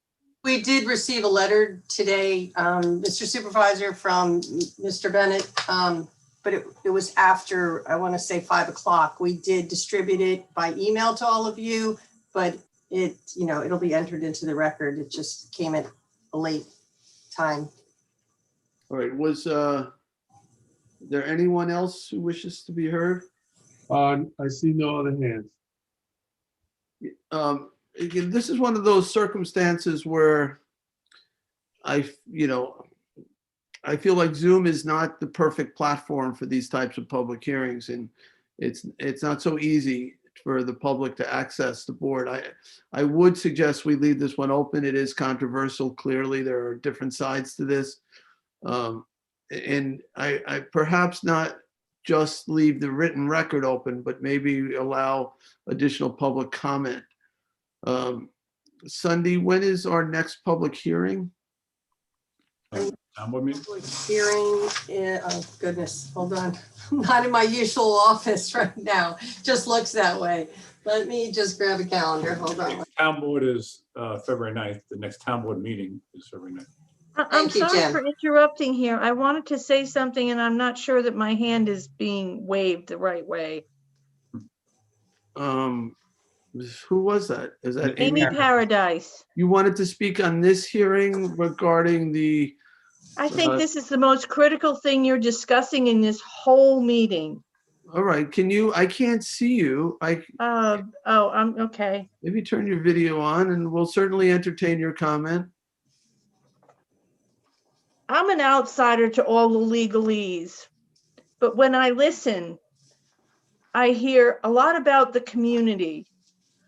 I like what Mr. DeLuca said, but I will plainly say that it is time that the environment took precedence in zoning issues. And that is clearly not what has happened over the years out here. I know you've made great efforts with your community preservation fund to put land aside. But developers, everybody that's speaking in favor of leaving things the way they are is the developer. The Hampton Business Alliance is Reckler and Discovery, and it was called Gold Coast Bank, but now it's Intercommerce or something like that. They're all developers. And it's time to push back against that. You haven't got much left. And especially on stuff that impacts the bays and the waterways. And it's not happening with your zoning appeal board. It hasn't. You can see that all over town. So from a totally unlegal point, because I'm not up to date on all of these particularities, I mean, the rules and regulations are mind-boggling. But just from the overall impact, something's gone way off the rails. You all talk about saving the bay, cleaning up the bay, all of this stuff, but there you have dockers. I wrote to the editor of the paper about it, 26 condos where there should be at most 4 houses, and somehow it's getting considered. It shouldn't be accepted if you changed at this point. They went through a scoping session. I think they're exaggerating how important all of that is. They've gotten to the environmental review. There were 2 sections of the Wetlands Act that the whole thing impacts and violates. Why is anybody even talking about stuff like this? I mean, it's really critical. Nobody's really looking and thinking about what's going on with the environment here. And if you don't really take a hard line and push back, you're in disaster territory. And I think the town board has to do it because I don't think the zoning board of appeals does it. End of subject. Thank you, Amy. All right. Let me just check one more time. Is there anyone else today who wanted to be heard who has not spoken? All right. Seeing none, I would like to hold the hearing over to continue to get public comment and certainly to consider some of the things we heard today. I'd like to take a look at some of those other codes. So what's the date, Sunday? Did you come up? February 9th. All right, so I would make a motion. Am I adjourning or recessing? I'm adjourning, right? You're adjourning, yes. Adjourning the public hearing to February 9th, you said? Yes. All right, so that is my motion. Of course, the written record obviously stays open, so. Absolutely. Julie, you're seconding? So let me just clarify, we're adjourning it. That means we're having another public hearing on February 9th? Yes. Oh, perfect. Okay, because I myself have lots of questions as well, especially with Mr. Benincas's question. I'm going to need some sort of flow chart that I'm going to ask the town attorney's office for. So I do have a couple other questions, so I would appreciate. It would be just a continuation of this hearing. Perfect, thank you. All right, so that was a second, all in favor? Aye. Aye. Okay. So we will move on to the 4th public hearing. Public hearing number 4. Can you, public hearing number 4 to consider improvements to the Hampton Bays Water District pursuant to Town Law 202-B. And who was introducing this? I am Mr. Supervisor. All right, Deputy Town Attorney Kathleen Murray. Thank you. This public hearing is being held pursuant to Town Law Section 202-B and in furtherance of proposed improvements to the Hampton Bays Water District facilities. Specifically, the improvements proposed to the Water District are the replacement of the bituminous carbon media at plant number 1, located at 60 Ponquag Avenue, and well pump and motor maintenance and replacements at various district sites within Hampton Bays. In accordance with town law, a plan and cost estimate for these proposed improvements were prepared by H2M Architects and Engineers and is on file in the town clerk's office for public review and inspection. The maximum cost of such improvements, which shall be assessed against the benefited properties within the Hampton Bays Water District, is $340,000. The purpose of this public hearing is to hear any public comments as it relates to those improvements and its associated cost. If the board is so inclined, there is a resolution on the agenda later this evening authorizing the improvement to the water district facilities as described in amount not to exceed $340,000, as well as an attendant bond resolution for your consideration. Does the board have any questions? So the primary expense here, Kathleen, is the changing of the carbon filtration media. Correct. As I understand it, the changing of the carbon filter is approximately $240,000, and the well pump and motor maintenance and replacements is approximately $100,000. I don't know if James Cappers is here. I understand he was going to try and be on. He is here.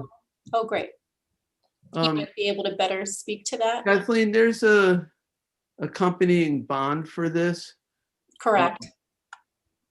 I know in our water quality program, there is a provision for people whose water supplies have become contaminated by emergent contaminants. Does this fall under that potential program? I mean, is that funding available to address contamination in public water supplies, or is that not allowable? I'd have to see that, Mr. Supervisor. I thought that was more specific to particular areas and through CPF, but I can certainly review that. And I don't know if Len Marchese is on here. He might be able to speak to that as well. Yeah, I don't know whether it can be done through a grant request through the Water Quality Committee. I don't know. It might be worth exploring. But that question has been asked of Assemblyman Thiel for an opinion, and I don't know where it is. I think the initial reaction was not that positive in that regard, Supervisor. Right. We're waiting for an opinion from him. Right. Just if it could offset the bond, it's, we're doing our best to keep the rates down in the water district. And if there's grant funding available, we should explore it, but it may not be. It may not be. Just saying it's not a done deal. Right. And before we put James on, so Field 1, a few years back, we built 2 what are called GAC, granular activated carbon, I believe, filters to remove PFAS and PFOA and other analytes of those chemicals that were showing up in drinking water. And at that point, there was an advisory level of 70 parts per billion. Now it is changed to a state mandate of you have to be under 10 parts per trillion. I'm sorry, not per billion, per trillion. It was 70 parts per trillion. Now it's down to 10 parts per trillion. Very minuscule amounts. So we have been filtering it out, and the GAC filters have been doing a terrific job in pulling it out. But the lifespan we saw from the carbon was less than we thought, partially because of the nitrates that are in that area. It is in downtown Hampton Bays, and so you're going to find nitrogen in the water table that you're pumping up. So we're at a point where we need to change that carbon. Otherwise, we could end up with spillover. It can actually start, those chemicals that we're filtering out can start getting pushed out of the recesses where they get stuck in the carbon filtration. So it's important that we do this. But James is the second in command over at the Water District, has taken some time to come here tonight and has been working on this project. So James, do you want to add anything to that? Excuse me. Good evening, everybody. Just to add to that, we started seeing breakthrough is the technical term from our 50% to our 75% filtration level. Each vessel contains about 40,000 pounds of the anthracitic carbon that the PFAS, the short chain and long chain chemicals attached to through absorption, not absorption. So what happens is once those molecules become saturated with the long chain and short chain PFAS and PFOA, they move on to the next. And right now we're into the 75%. It's a gamble if we wanted to pump during the peak demand of this season and run the risk of having a breakthrough. Ever since the level has been lowered to 10 now, any minuscule breakthrough could raise those levels above the 10 and also run the risk of losing those wells and not being able to pump them during peak demand season.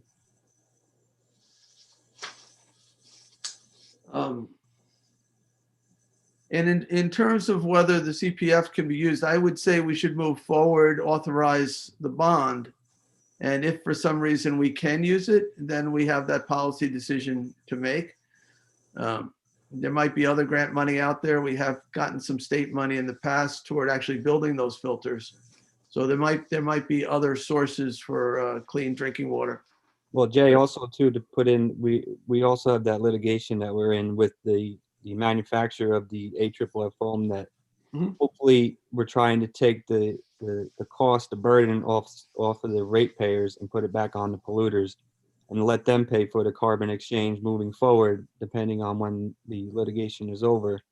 So that it doesn't put any more burden on the ratepayers, because it's not really their fault that this is happening. Well, that's the hope. That's the hope. Yeah. All right. Any questions for Kathleen or James? Yeah, James, I have a question about the life of the carbon. This was supposed to last until about another half year. Is that correct? Yeah, we initially expected 5 years. We ran approximately 375 million gallons of water through the vessels. They are used a lot during the peak season. They basically don't shut off from morning to night and run through the night. But yeah, what we did expect to have them done in 5, but now we can get maybe that half a year out of it, but we don't want to take the chance. That's why we're looking to do this now and get it done and up and running before this year's peak season. Right. When you start seeing the breakthrough, that could be a dangerous situation. Right. And the filters have been working well. Yes, 100% non-detex. Thank you. Other questions for Kathleen or James before we go to the public?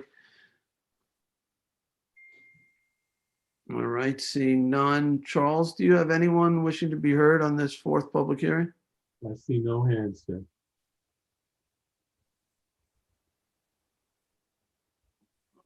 All right.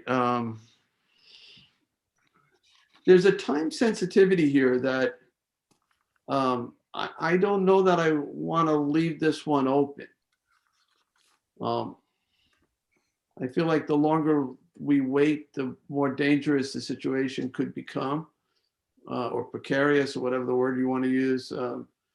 So my gut here is to close this, actually. We need to change the carbon. One way or another, we have to change the carbon. And I think I can't imagine somebody making an argument that we don't need to change the carbon. We have to change the carbon. If we can use grant funding and make it so that the public or the water district ratepayers don't have to shoulder the burden, that would be great. If not, we still have to change the carbon. So This is the time of the year to do it, right, James? It's winterized Yeah. currently. Right now, because we have to get the carbon changed, then we have to start it up, and then we have to do a series of samples. And the PFAS and PFOA samples take roughly a week. And if a sample comes back bad, and then it's another week. So we don't want to prolong the effort to change it and then run into an issue come needing it start up, during the peak season. So now going into February, March is when we would start changing it out. right. I remind the board when field 1 was out of service, that's when we ended up with a lot of pressure problems, a lot of discolored water. We had a lot of issues when we couldn't put that field into service. So we don't want that situation either. You ill afford to lose a well, correct? Yeah. So, all right. Once again, is there anyone from the public who wants to be heard? All right. I'm going to make a motion to close it. Second. Second by Councilwoman Lofstad. All in favor? Aye. Aye. Okay. So thank you. Thank you, James. Thank you, guys. All right. We're going to go now to public portion. This is where members of our community can speak on any topic they desire, anything that's in front of the town board or on their mind. So do we have, I see Amy is still with us. I'm not sure she wanted to be heard. That's all I'm seeing other than town employees. Charles, do you have anyone listed? I see some people, but no hands. All right, raise your hand if you want to be heard in public portion. No hands. All right, I will make a motion to close public portion. Second. Seconded by Councilman Bouvier. All in favor? Aye. Aye. All right, public portion is closed. We now will move to our resolutions, and the first one is being offered by Councilman Martell. Town Board Resolution 75 of 2021, authorized purchase of guide rails from Suffolk County contract with United Fence and Guardrail Corp. Is there a second? Second. Second by Councilwoman Lofstad. All in favor? Aye. Aye, approved. Town Board Resolution 76 of 2021, authorized the purchase of heavy-duty parts, Sterling, Mack, and Ford from Trucks Incorporated using the Suffolk County contract. Second. Seconded by Councilman Schiavone. All in favor? Aye. Aye, approved. All right, the next one is mine, Resolution 77 of 2021, co-sponsored with Councilman Schiavone, and it authorizes the purchase of one 2021 Chevy Tahoe LS four-wheel drive vehicle from the New York State OGS contract with Joe Basil Chevrolet Incorporated. Second. Seconded by Councilman Schiavone. All in favor? Aye. Aye. Approved. 2021-78, resolution authorizing the purchase of one 2021 Ford F-250 XL. Second. Seconded by Councilman Bouvier. All in favor? Aye. Aye. Approved. 2021-79 authorizes the purchase of U.S. Communities contract, authorizes purchases from U.S. Communities contract with Amazon Services LLC. Second. Seconded by Councilman Martell. All in favor? Aye. Aye. Approved. 2021-80 authorizes the supervisor to sign agreement to lease the premises known as 271 Flanders Road, Riverhead, New York, to Long Island Head Start Child Development Services, Inc. Second.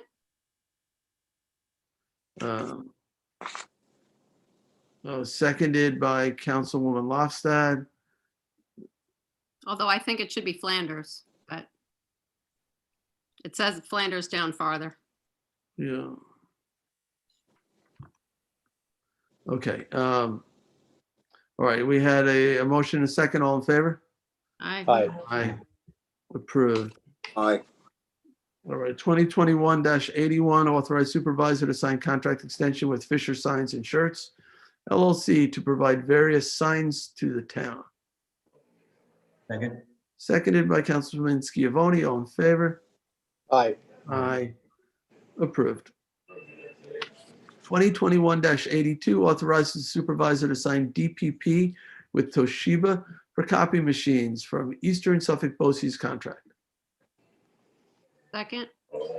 Seconded by Councilman Lofstad. All in favor? Aye. Aye. Approved. Aye.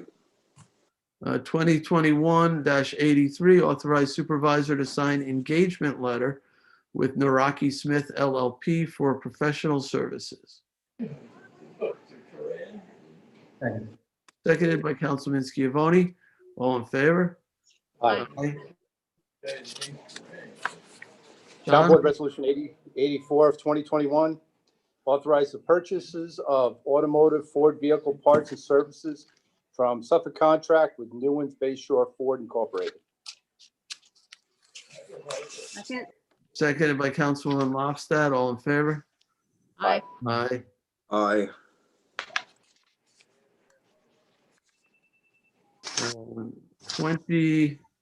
2021-85, authorize the purchase of auto parts and accessories from U.S. Communities contract with Advanced Auto Parts. Second. Seconded by Councilman Martell. All in favor? Aye. Aye.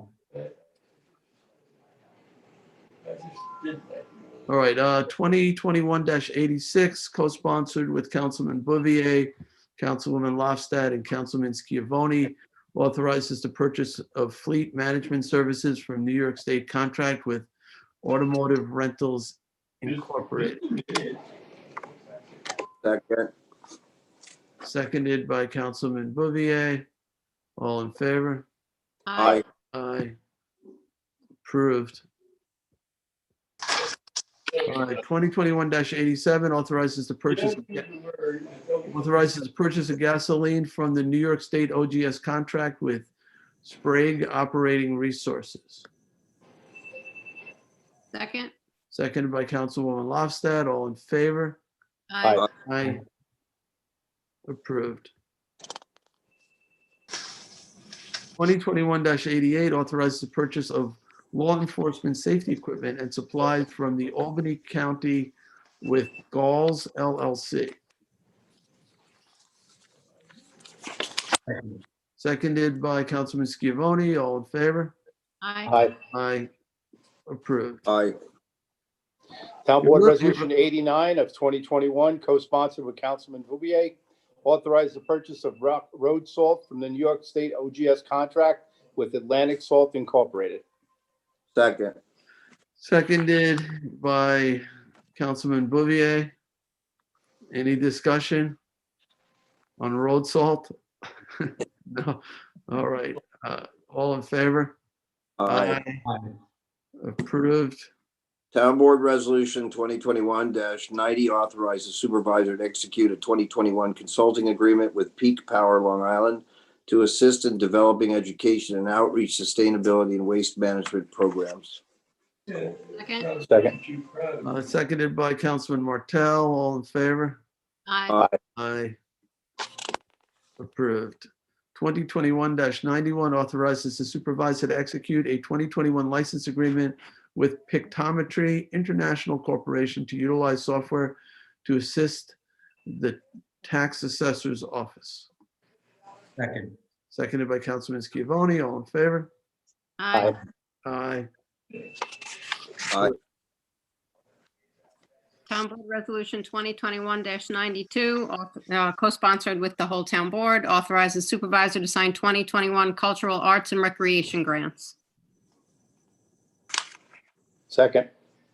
Seconded by Councilman Martell.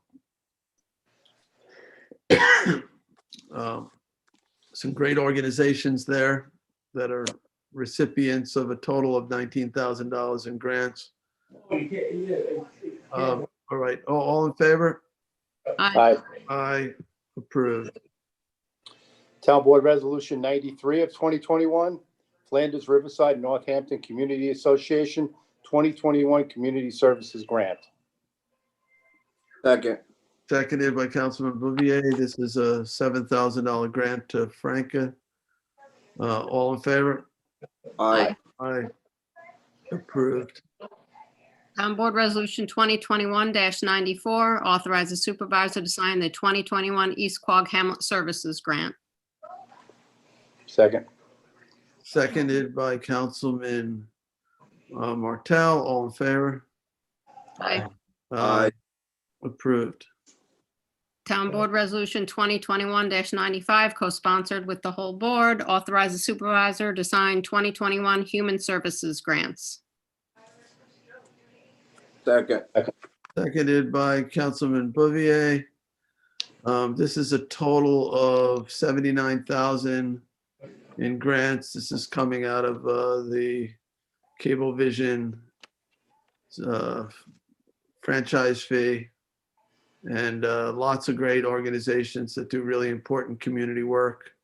Groups like Big Brothers, Big Sisters, the Butterfly Effect, and Maureen's Haven, and OLA, and various organizations. There must be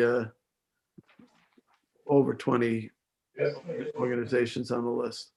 All right. And All in favor? Supervisor, if I could say, during this year of the pandemic, this money is certainly needed. And I would urge our constituents to reach out in any way to support these organizations. I couldn't hear you in the last part of that, but I'm not sure why, but yes, during the pandemic. I would urge our constituents. That's all right. Never mind. You got it. Better now, Tom. Cut. You can try it again if you want. It was just that, this year being the pandemic, these organizations certainly could use any money that they can get. And I would urge our constituents, to the extent that they can, to please give to these organizations. It's been difficult for them to raise money in the usual ways that they normally do. Great point. I heard it loud and clear too. All right, all in favor? Aye. Aye. Town Board Resolution 2021-96 to authorize the supervisor to sign a contract extension with Lipsky Enterprises Incorporated for installation of cupola and balustrade at the Nathaniel Rogers House. Second. I'm sorry, seconded by, was that Councilman Scavone? Second, yes. All right, all in favor? Aye. Aye. Approved. 2021-97, authorized use of Eastern Suffolk Both-Use Cooperative Bidding Program, school year 2021 through 22, joint municipal cooperative bidding program. Second. Seconded by Councilman Martell. All in favor? Aye. Aye, approved. Somebody has an open line.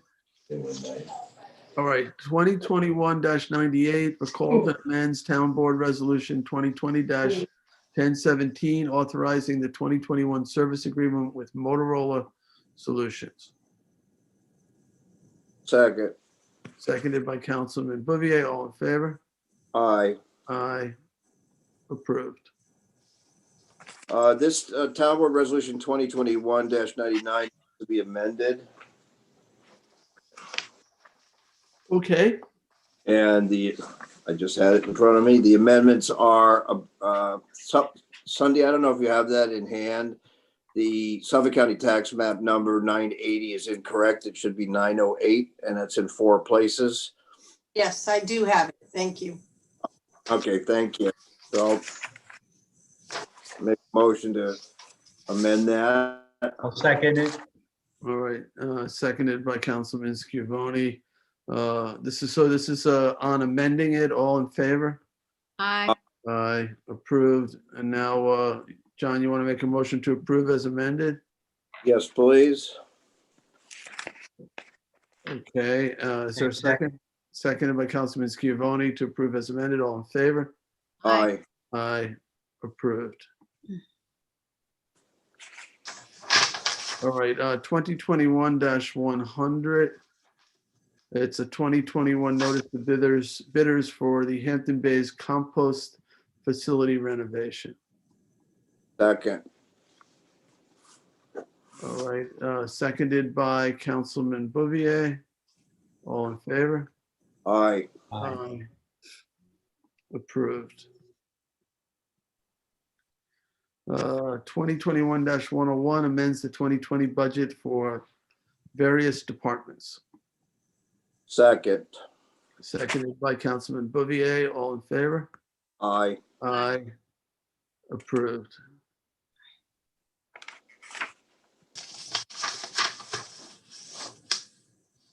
Right, 2021-102 amends the 2021 budget for costs associated with COVID-19. Second. Seconded by Councilman Lofstad. All in favor? Aye. Aye. Approved. All right. 2021-103 amends the 2021 adopted budget for code enforcement. Second. Seconded by Councilwoman Lofstad. All in favor? Aye. Aye. Approved. 2021-104 appoints Michael Charrier, Chair of the Architectural Review Board for 2021. Second. Seconded by Councilman Bouvier. All in favor? Aye. Aye. Approved. You know, Michael is already serving as chair. He's been doing a great job. And we're pleased to see him continue. So congratulations to Michael. Next one is 105 of 2021 appoints Harry Ludlow, Chair of the Conservation Board for 2021. Second. Seconded by a former member of the Conservation Board, Councilman Bouvier, who served with Chair Ludlow. I did. And I know Harry does a great job over there. So He does a great job. It's a good board and they do really good work. So I'm very happy to be able to second his reappointment to chair. I'll call the vote. All in favor? Aye. Aye. Approved. All right, resolution 106 of 2021, it reappoints members to the Ethics Board. This is for Michelle Lamole Gray and Maureen Sutton. We have a second? Second. Seconded by Councilwoman Lofstad. They are currently serving, and actually this is a little bit late in coming. Their term actually, I think, expired at the end of 2019, but with no intention, we missed doing this. So I became aware that they were serving in a holdover capacity, and we're now finally fixing that and giving them their 4-year term. So, all right, did we vote on it? No. All right, I'll call the vote. All in favor? Aye. Thank you. Approved. Thank you, Cindy. Next one is 2021-107. It reappoints members to the Landmark and Historic District Board. It's a number of members, Susan Sherry Clark, Jeffrey Gibbons, William Hine, Sarah Pleat, and Ed Wisnowski. Those are the members that are. I'll second that. And I just, Councilman Schiavone and I both serve as co-liaisons to that board. They do an unbelievable job. Anyone who's seen the reports knows that. So I'm very happy to vote on reappointing the entire board, including the chair, which I think is up next. All right, I'll call the vote. All in favor? Aye. Aye. Approved. Congratulations and thank you to those members for serving. All right, the next one is 2021-108. 108, as you mentioned, Councilman Bouvier, it appoints Edward Wasnowski, Chairman of the Landmarks and Historic District Boards for 2021. He's been doing a great job over there. Second. Seconded by Councilman Schiavone. All in favor? Aye. Aye. Approved. 109 of 2021 appoints Stephanie Davis, Vice Chair of the Landmarks and Historic Districts Board for Second. 2021, seconded by Councilman Bouvier. All in favor? Aye. Aye. Approved. Congratulations to both of them. Stephanie does double duty. She also serves on our water quality board and is a tremendous worker. Is she the chair of our water quality board? No. Well, I shouldn't say, I don't know. Yes, she is. She is. Yep, sorry. You're right. Thanks, Lisa. I wasn't sure what we did there. No, that's great to have her active in the community like that. Yeah. Very bright woman. All right, 2021-1010 appoints members to the Licensing Review Board for 2021. Mark Schifford, Anthony D'Italia, Anne Marie Fulham, and Edmund Moore. Second. Seconded by Councilman Schiavone. All in favor? Aye. Aye. Approved. Those are all currently serving their reappointments. And we thank them for their service. All right, the next one, 2021-111 appoints Anthony D'Italia Chair of the Licensing Review Board for 2021. He's currently the chair and would continue to serve in that capacity. Do we have a second? Second. Seconded by Councilman Schiavone. All in favor? Aye. Aye. Approved. 2021-112 appoints Craig Catalanato to the Planning Board. Second. Seconded by Councilman Bouvier. Before we vote on this, first let me say a thank you to John Blaney, who has served, I think, about 2 decades. He's been quite some time on the planning board. He's Long time. given quite a bit of himself to that planning board, and he is reached a point where he doesn't want to continue to serve, but we certainly thank him for his service for all these years. And they spend a lot of time, those planning board members. Yeah. It's a busy board. It's a lot of work, and they've had a lot in front of them. So thank you, John, and best of luck. And then Craig, I think we all know Craig. Craig's been very active in the Spionk, Remsenburg area and other areas of the town. Has been an advocate for quality of life issues and affordable housing and environmental issues, land preservation, and all kinds of things. And I've gotten to know Craig. I think he's very fair-minded, very respectful of the rule of law and property rights. And I think Craig is going to be a very good member, very, he's the kind of guy who does his homework, very thoughtful, asks, really deep, good probing questions. And, I look forward to him serving in this new capacity. So I'm happy to forward his name. And John, I think you seconded it. Is that correct? That's Yes. correct. Anyone else on the motion? Well, just echo your sentiments about Craig. His fair-mindedness, I think, is going to be a great asset to the planning board. So, and I know he's looking forward to it. So I'm very excited about the prospects of him serving on this board. Craig's also currently our chair of the CAC West, and Councilman Bouvier, you're the liaison, you know this quite well. He runs a good committee over there and does a lot for his community.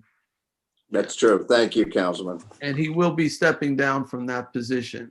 Yes. So there'd be no appearance of a conflict there. So, all right, so I'll call the vote. All in favor? Aye. Aye. Approved. Congratulations, Craig. Next one, 113. of 2021 appoints Jackie LaFaro Chair of the Planning Board for 2021. Second. Seconded by Councilman Bouvier. This is a reappointment. She's currently serving as chair. Jackie's, by all accounts, is doing a good job, and we'd like to keep her there. So all in favor? Aye. Aye. Approved. All right, 114 of 2021 appoints Dennis Finnerty as vice chair of the planning board for 2021. Same second. Second, and Dennis, I have great respect for Dennis. He's was chair for a long time. I thought did a great job as chair. He's graciously been serving as in the vice chair capacity, and he just contributes a tremendous amount to the board, and we appreciate his service. All right, all in favor? Aye. Aye. Approved.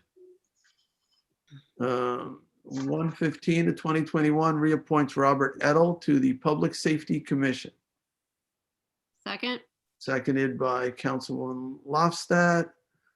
All in favor? Aye. Approved. And yeah, Robert's been serving for a number of years. The next one is 2021-116 appoints Robert I. Ross, Chair of the Public Safety Commission for 2021. Second. Seconded by Councilman Schiavone. And, you know, Robert's been doing this. At one point I had to convince him to stay because he's so busy, and particularly with COVID. As you know, he's with the Southampton Hospital, but he brings a great deal of experience. You know, he was the deputy to Supervisor Heaney. He's been very active in local government for many, many years, in community affairs, and and particularly interested in public safety types of issues. So I think he really likes it. It's tough because he's so busy, but we're happy that he's going to find the time to continue. All right, so I'll call the vote. All in favor? Aye. Aye. Approved. Thank you, Robert. 117 of 2021 reappoints Cornelius Kelly to Zoning Board of Appeals. Second. Seconded by, who was it? Councilwoman Lofstad? You want a second? All right. Seconded by Councilwoman Lofstad. This is a reappointment. His term is up. He hails from I think the West Hampton area of town.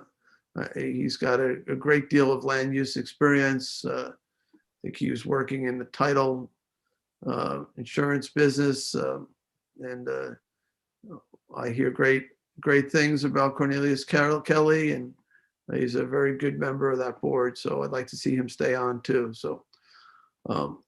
All in favor? Aye. Aye. Approved. All right, next one, 118-2021 appoints Adam Grossman, Chair of the Zoning Board of Appeals for 2021. Second. Second by Councilman Schiavone. Adam currently serves as a chair. The zoning board is well run under Adam's leadership, and I'd like to see Adam continue on as chairman.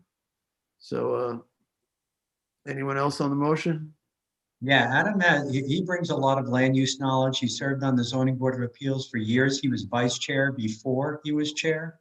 And, you know, we heard a lot of really great things about the zoning board tonight, and it's a well-run and well-led board. And, you know, I attribute that to Adam and his leadership and his knowledge and commitment. Yeah, he's also a town attorney for town of Riverhead. Adam is, his knowledge is very broad and goes back a long way. I've known Adam a long time, and I would second that for sure. Yeah, he's a good guy, you know, he's just a good guy. He's very fair-minded too. Yeah. Does his homework. So that's great. All right, so we haven't voted on it yet though, right? No. All in favor? Aye. Aye. Approved. Congratulations to Adam. All right, 119-2021 appoints Brian DeCessor, Vice Chair of the Zoning Board of Appeals for 2021. Second. Seconded by Councilman Schiavone. All in favor? Aye. Aye. Approved. Brian DeSessa, I just want to give him a little nod. You know, he is the president of our school board in Sag Harbor, and he serves on the Water Revitalization Committee in the Village of Sag Harbor, and he does a lot for his community. He does a good job on this board as well. I think he's an attorney as well, right? Yes, he is. Yeah. Absolutely. We have a number. Good one. It's good to be able to have attorneys on these zoning boards because they're familiar with the law and what they can and can't do. But yeah, I think he's an important voice on that zoning board. So, Brian has a tremendous amount of experience. Yes, I agree with that. all right. Sunday, I called that vote though, right? Yes, you did. Okay, so that was approved. Congratulations to Brian. Town Board Resolution 2021-120, appoint the Anti-Bias Task Force Committee for 2021. Second. Seconded by Councilman Schiavone. Yeah, there's a lot of members. I'm not going to read them all. But all I will say is, you know, we need them now more than ever, perhaps. These are interesting times. We've had a lot of issues of discrimination and bias, not necessarily in our community, but throughout the nation. And, you know, they do really important work in addressing issues of bias and discrimination and making the town as inclusive as it can be and addressing those social justice types of issues. So, and John, you're a liaison to this committee, right? Yes. And I'll echo your sentiments. I've been liaison to this board since I came on as on the town council, and this is a group of people really diverse, intellectually diverse in the community. It's just a really hardworking group of people. I enjoy the meetings that we have. The work that they've done is sort of unsung. The effects that they've had on the community, I think, are profound. And it's a really good group of people who are serving this town in quiet and unsung ways, but I'll sing their praises. They're a really good group of people. I'm very, very proud to be a liaison to this board. you know, Tommy John and I have been working with several of these members on the clerk committee as well. And Jim Banks, of course, Kim Johnson. This will also reappoint Jim as the chair of the board. Yeah, correct. He does a terrific job over there. So, all right. So we had a motion and a second. All in favor? Aye. Aye. Approved. All right, let's see what's next here. We have 2021-121, reappoint members to the Audit Advisory Committee, Lynn Arthur and Greg Herschel. Second. Seconded by Councilman Schiavone. All in favor? Aye. Aye. Yeah, approved, and we thank them for their service. 2021-122, appoints Edward Moneypenny, Chair of the Audit Advisory Committee for 2021. Second. Seconded by Councilman Schiavone. I attend some of these meetings, not all, and Ed does a tremendous job.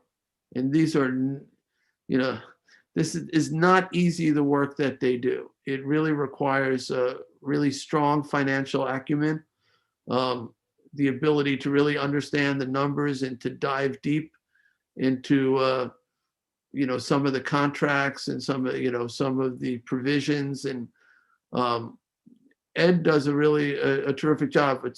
We're fortunate to have somebody with his skill set willing to do this. And it just, you know, it safeguards the taxpayer dollars. So, you know, I'm really honored to be able to forward Edward's name for reappointment to chair this committee. All right, so we had a motion and a second. All in favor? Aye. Aye.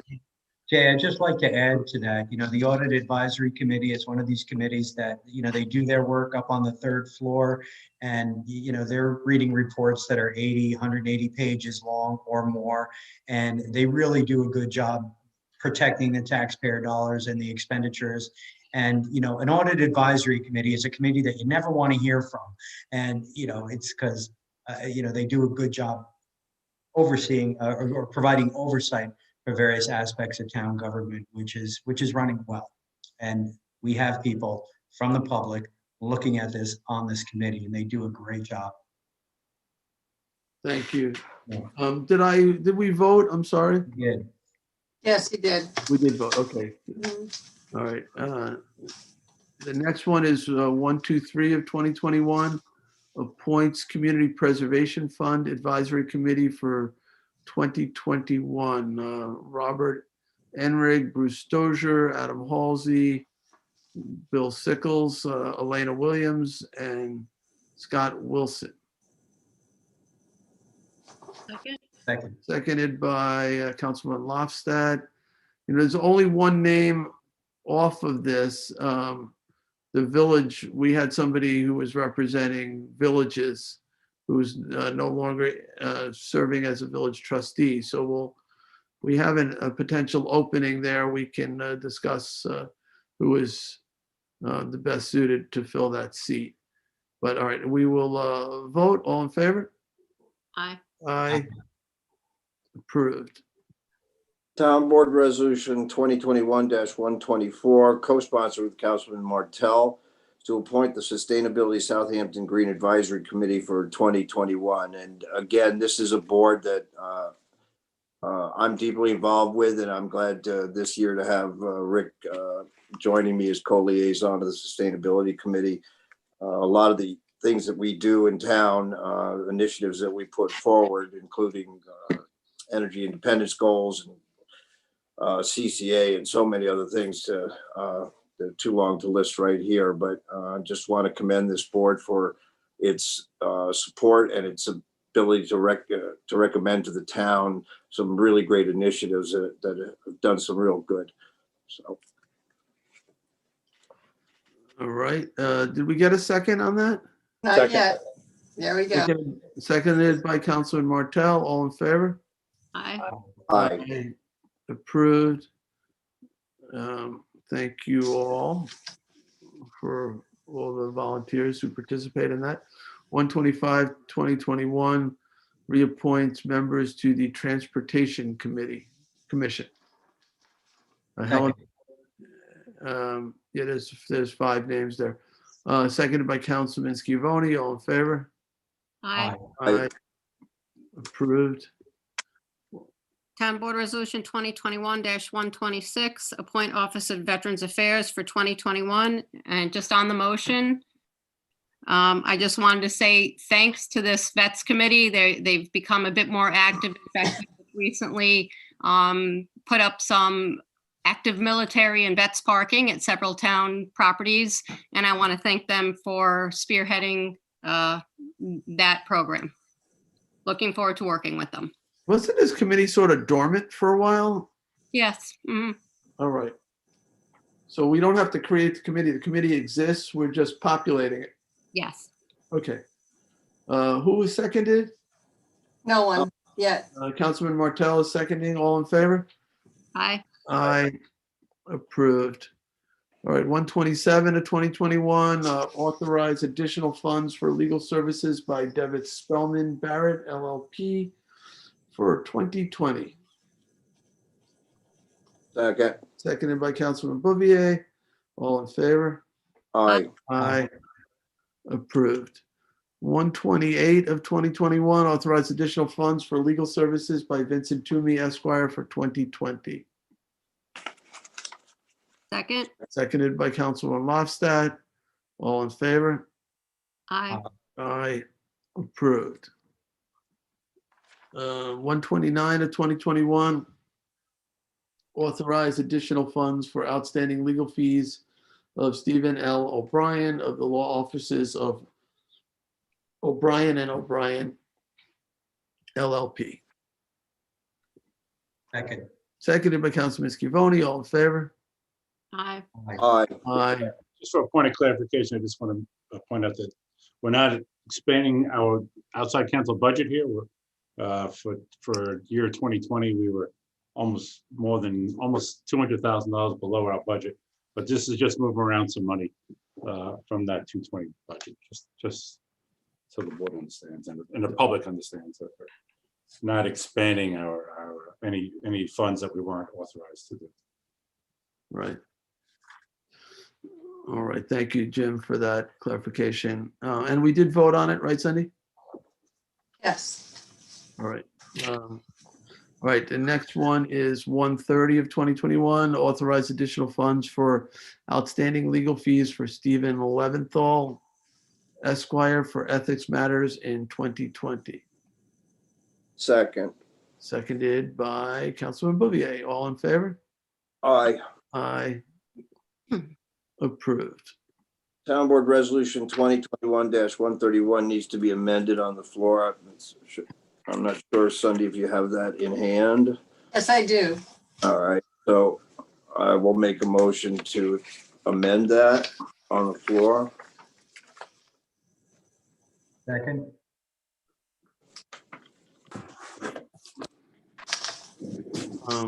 Right. All right. So, yeah, I have the amendment too.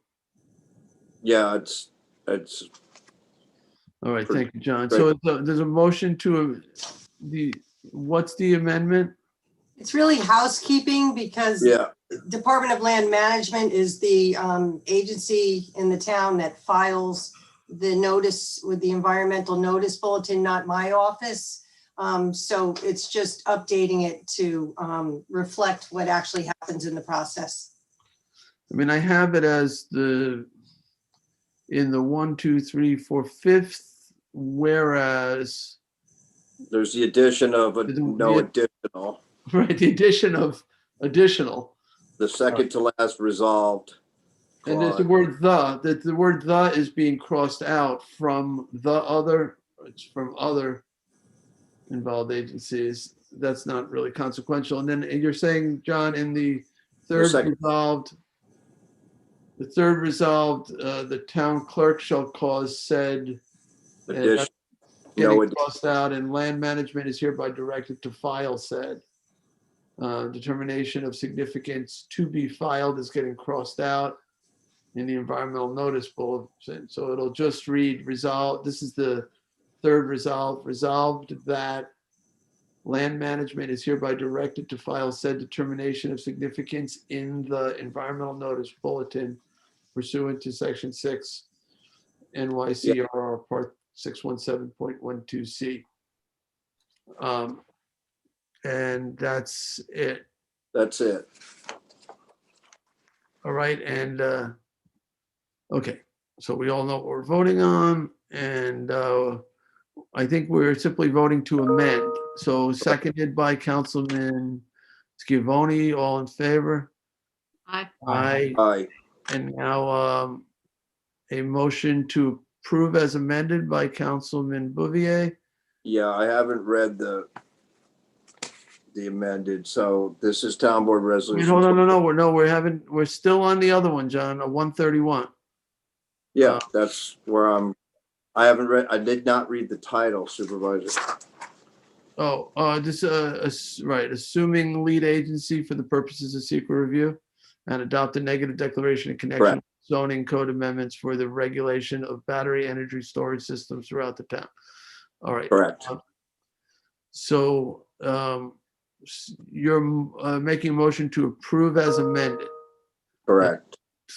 Councilman Scavone is seconding, approving as amended. Okay. And I see Janice is here. If there's any question. Yeah, you're the correspondent on this legislation. Right, you're the lead sponsor. This is the secret determination, and well, that's assuming the lead agency. And it is and adopting a negative declaration. Do we have any questions for Janice? Are we good? Is there anything you wanted to say, Janice? No, I just thought I'd stick around in case you did have any questions. So I'm here if you do. You've been hanging out all this time. Yeah. We'd love to have you. Thank you. Thank you, Janice. There's going to be individual secret done though when somebody actually proposes one of these things. If it's in excess of 600 kilowatts, yes. If it's somebody putting a battery in their basement, no, it's going to be, that's a type 2 action. But when it rises to the level of, 600 kilowatts or more, then there will be individual secret. Yes. Okay. Any other questions? All right, let's vote to approve as amended. All in favor? Aye. Approved. Who is the second? Councilman Scavone. Giovanni. Okay, thank you. All right. Are we ready to move on? Who knows? I think so, yeah. Town Board Resolution 2021-132, co-sponsored with Supervisor Schneiderman, Councilman Martell, and Councilman Scavone. The resolution of adoption to amend various sections of the town code in connection with regulation of battery energy storage systems within the town. Who wants the second? Seconded by Councilman Martell. And Janice is still on the Zoom call if we have any questions. We held a public hearing on this. And yeah, this basically allows in certain zones these larger scale battery storage facilities under certain conditions. Yeah. And makes it easier for the smaller ones. Right, Janice, you want to say a word or two about what this does? Sure. So we, as you know, we are moving toward renewable energy. The solar power is amazing, but battery storage has to go hand in hand, even with the wind turbines or anything else. So this makes it so that, we have a lot of people who want to put the Tesla batteries, the Walla batteries in their basement. They're actually not technically permitted, because we have a permissive code, which means that unless it's expressly permitted, it's prohibited. So we needed that. And also, just a market has opened up where people can buy power at off-peak prices and sell it back, or store it, or they're getting, incentives from PSEG and LIPA. So there's a cottage industry around battery storage now as well. So this code will enable that as a land use in the town. And honestly, it's a pretty benign use. I mean, not only is it good for the environment, there's no noise that we're aware of, very little visual impacts. They can easily be screened. So it's a good technology. And I'm sure it has to conform to certain, any concerns about what might be inside the batteries and leakage and things like that. It has to meet all the county standards. Right. All the New York State Building Code standards, fire safety standards, also, just the noise code in our code. So if somebody is proposing a large battery storage system, they would have to do a noise study and show the planning board that they're not going to impact neighbors. And also, these fire suppression and all those things that are associated with those larger battery installations have to be met. Yeah, my experience with batteries is they're usually pretty quiet. But it's a great land use, no Yeah. traffic, no generating traffic, and we need it for our renewable energy because the sun and the wind, sun doesn't always shine and the wind doesn't always blow, but when they do, we can capture that energy. Sorry, my son is in the background. it's all right. So to that end, I'll add is that I'm going to bring forward to the board in the coming weeks. I think we'll have a work session on something we had an earlier work session on. I think Lynn Arthur presented community distributed generation. So the PSC has, let me get the words right, has issued an order approving CCA with the use of CDG, which is part and parcel to the battery legislation that we have now. It's these things all go together, so it'll be an interesting work session. I look forward to having that. But we're making great strides right now in the energy sector, and particularly in trying to reach our goals of energy independence and reducing our carbon emissions dramatically. And this is just another step to that goal. There are a whole series of things that will be coming forward over the course of this year. Yeah, and this basically opens So the thank door for the private sector to be able to develop these types of facilities. Right now, the door is closed Correct. because of what Jen Right, we said. just don't permit it at all. And the next initiative will be, you know, the large solar arrays from where you want those to be. So yeah, thank you for working on this, Janice, and John, thank you for, being a leader on this. And anybody else on the question? In which case, I'll call the vote. All in favor? Aye. Aye. All right, approved. Congratulations. Thank you, great. Thank you, Janice. And just shout out to Mike in my office because he worked really hard on the code, so. Yeah, there's a long list of people. They sure are. Lynn Arthur's on that list as well. Thanks to all of you especially. And our deputy supervisor. Yeah. Oh my God, he's instrumental in all of these considerations. He's amazing. Yes, thank you, Frank. All right, 131 of 2021 authorizes Community Preservation Fund tax refund pursuant to the first-time home buyers exemption for James and Christina Lyolin. Seconded by Councilman Martell. All in favor? Aye. Aye. Approved. 2021-134, authorized Community Preservation Fund tax refund pursuant to first-time home buyers exemption for Jeremy McMahon. Second. Seconded by Councilman Schiavone. All in favor? Aye. Aye. Approved. 135-2021, or 2021-135. Authorized Community Preservation Fund tax refund pursuant to first-time home buyers exemption for Reina Balboa, Tedesca, Maria Quispe Balboa, and Samantha Quispe Balboa. I'll second that. Seconded by Councilman Bouvier. All in favor? Aye. Aye. Approved. 2021-136, authorized Community Preservation Fund tax refund pursuant to the first-time home buyers exemption for Sylvia Portillo and Amber Kelly Perez. Second. Seconded by Councilwoman Lofstad. All in favor? Aye. Aye. Approved. 2021-137, public interest order in the matter of the increase and improvement of the facilities of the Hampton Bays Water District pursuant to Town Law 202B. Second. This is a part and parcel of the bond. We mentioned this for the carbon filtration. We held the hearing earlier. It was seconded by Councilwoman Lofstad. All in favor? Aye. Aye. Approved.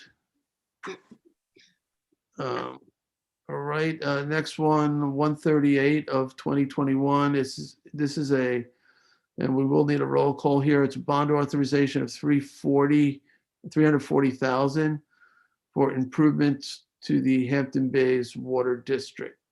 Is there a second? Second. Seconded by Councilman Martell. Sunday, would you please do a roll call? Supervisor Schneiderman, Yes. Councilwoman Lofstad, Yes. Councilman Martell, Yes. Councilman Bouvier, Yes. Councilman Schiavone. Yes. Thank you. Right, that's approved. If there is a way to not have to do that borrowing, and it is a good time to borrow in terms of interest rates, but if there are other available funds, we will try to use them. Though I don't have high hopes for that. but we may be able to get it back as well through our legal actions. All right, 2021-139, resolution to accept 39,000 performance bond for demolition of house located at 56 East Tiana Road, Hampton Bays, Suffolk County Tax Map 900-259-1-14. Who wants a second? Councilman Martell is seconding. All in favor? Aye. Aye. Approved. Resolution 140 of 2021, appoint, oh, there's a substitution on this one. Yeah. All right, hold on a second.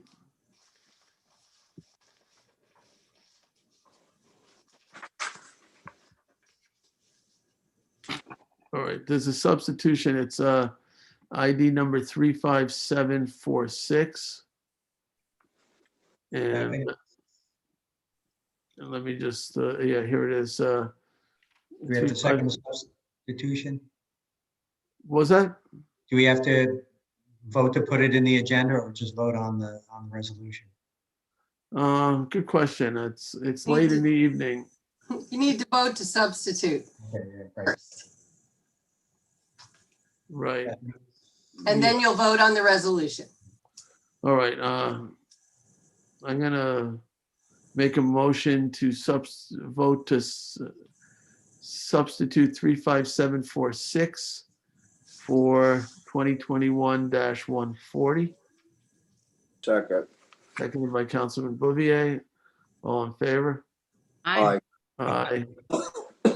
Approved. All right. So the substitution is, it doesn't really change much. It does shift it though from an administrative post to it puts it in the collective bargaining unit.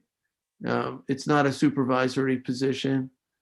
It's the same salary as Ms. Green the original resolution had, or very close to it. So this was a matter that I was able to resolve with the CSEA head, and it's to everybody's satisfaction. So, all right, I'll make a motion to approve the 35746, the substituted resolution to appoint Julie Green as town historian. Second. Seconded by Councilman Scavone. Just on the motion, Julie's been working as our town historian for many years, ever since I think Zach left. She has been there and works very closely with Sunday. This has been a position you'd expect in, the first English settlement, in state of New York, for history to be important, and the role of the historian to be important. But we've also been, with our community preservation fund dollars, we've been preserving historic properties. We've been buying easements over properties. We've been restoring historic buildings. And it just had reached a point where it became a full-time job. It doesn't really surprise me that it has risen to a level of a full-time job.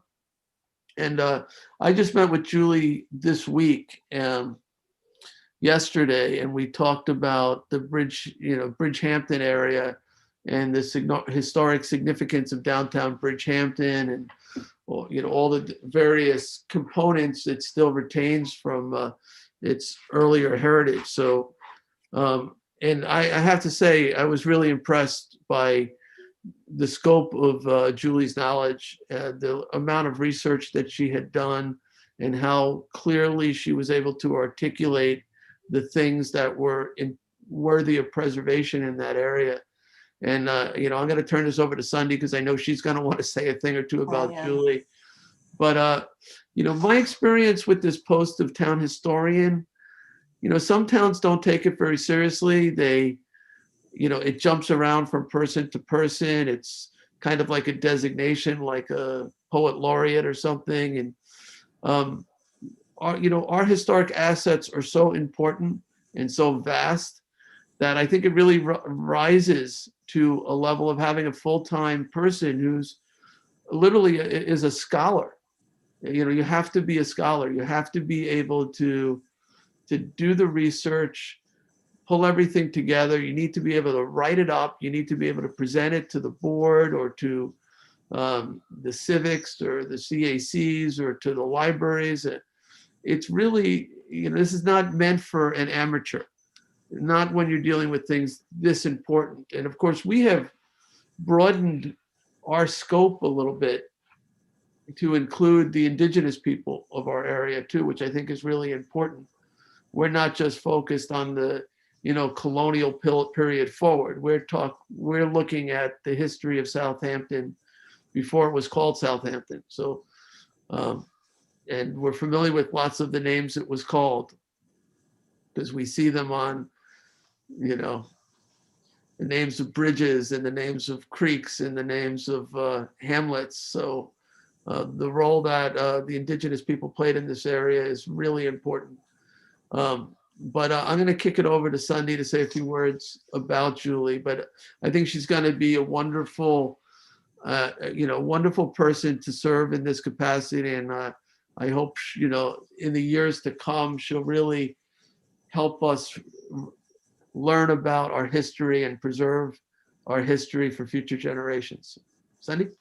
Thank you, Jay. I appreciate the opportunity to say just a couple of words about Julie. I have worked very closely with her over the last several years, and in her part-time position, she submitted a report to me for the activities of 2019 that was 3 pages long in a part-time position. It was amazing. She is a woman too, but a historian of her caliber, we were quite fortunate to have in our midst and to be working for us. I am so grateful to the town board for recognizing the importance of our historic preservation efforts and to have somebody like Julie who's so well-rounded. She's a curator. She can do presentations for groups about any topic relating to the town of Southampton. She has several scheduled for the future. And my friend Lisa Combrink is going to say a couple of words after me, but I'm so grateful to partner with Lisa in being able to accomplish this because we came together and agreed that we will all benefit greatly. And to have her as a resource for the supervisor in future projects like the one she's been working on for you now is such a valuable resource. So thank you very much. I appreciate all of your support in this. And we need to remember you need to vote before when we're done talking about all of this to make it official. So Lisa, I'm going to turn it over to you. And I will, before Lisa speaks, point out that the salary is paid from 2 different sources. Correct. We share. Yeah, the clerk's office as well as the CPF program. Correct. All right. Thank you. Thank you. Thank you, Jay and Sunday. I want to also thank the entire board for your support in helping us with this collaboration and really allowing it to go forward. I think from my perspective as the CPF manager, this is going to be a really important component of our stewardship activities on our historic properties. As you know, we've bought many historic properties and we have historic easements, as the supervisor mentioned, but we have a gap in our ability really to work on plans for these properties and what should be done with them as part of an overall plan for our stewardship. Just thinking of a couple properties in particular. One is the Tupper Boathouse. We have a very good community group involved, but I know Julie has been involved in doing some work on looking at what's buried underground there with the equipment that Sunday has in her office. Yes. With Tiana Life Saving Station, I think she'll be very critical in helping us develop our plans for that. And then I think the first project in my office that I would like her to help on is landmarking the dining hall or the lodge at the Girl Scout camp so that we can move forward hopefully with improving and saving that building and making that park a great asset for the town of Southampton. So I also want to say thank you very much. And I'm really looking forward to working with Julie and in our department. Excellent. Great. You know, I have to say, We have to vote. having a historic map behind us here, behind me, our town is actually 200 years older than this map behind me. You know, it is older than the state of New York and the United States of America. So having a full-time town historian is absolutely appropriate for us. We learned so much about ourselves from studying the past. And whenever I speak with Ms. Green, I always learn something. And I've taught history for over 32 years. And, you know, she's just, her knowledge is incredible. And we're happy to have her full time. Thank you so much for your support. We appreciate it greatly. Anyone else on the motion? All right, I'll call the vote. All in favor? Aye. Aye. Bravo. Approved. All right. Welcome aboard. She's already here, but now she's full-time. So. Yes. Okay, Town Board Resolution 141 of 2021 authorized the Fire Marshal 1 Shane Sharkey and Fire Marshal 1 Courtney Dombrowski to attend the New York State Fire Academy Training Fire Investigation Program, February 22nd to March 5th in Montour Falls, New York. Second. Second by Councilman Lofstad. All in favor? Aye. Aye. All right. 142 of 2021 updates town workplace violence prevention program. Second. Seconded by Councilman Scavone. All in favor? Aye. Approved. 2021-143 notice of public hearing to consider amending Town Code Chapter 8 budget as it relates to debt reduction for capital projects. Second. Second by Councilman Bouvier, and it's just a public hearing, so I'll spare the lengthy explanation. But we have a debt reduction policy that if we have extra money beyond what we anticipated, we use it to offset borrowing, most of it to offset borrowing, 75% of and this just clarifies that it's the next borrowing following the reconciliation of the books. Otherwise you don't know exactly how much you have available. If the borrowing precedes the reconciliation, then you obviously can't apply it. So, but we'll discuss it more. Just sets the public hearing for February 9th, 2021. Did I have a second? I did, right? You did have a second. You don't have the vote yet. All in favor? Aye. Aye. Approved. 144, 2021 notice of public hearing as it relates to the Town of Southampton Community Preservation Project Plan 2021. Second. Seconded by Councilman Scavone. All in favor? Aye. Approved. 145, 2021 notice of public hearing to consider amending Chapter 140 Community Preservation Fund, Town of Southampton, of the Southampton Town Code to update the Town of Southampton Community Preservation Project Plan. Second. This is for a hearing on February 23rd. Seconded by Councilman Lofstad. All in favor? Aye. Aye. Aye. Approved. Town Board Resolution 2021-146 to accept a grant of open space in connection with the subdivision map of Mill Creek Heights, formerly known as Sag Harbor Woods. If you recall, we had public hearing on this. Second. Is this the one we held earlier? Yes. That small little triangle? Yes. All right. Seconded by Councilman Scavone. All in favor? Aye. Aye.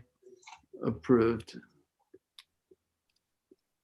Town Board Resolution 2021-147 is a road review application for Kelly Schultheis, Suffolk County Tax Map 0900-267.00-00-021.000 Situate and Hampton Bays is accepted. Second. Seconded by Councilwoman Lofstad. All in favor? Aye. Aye. Approved. The end of the regular agenda. All right. So we're going to go to walk-ons.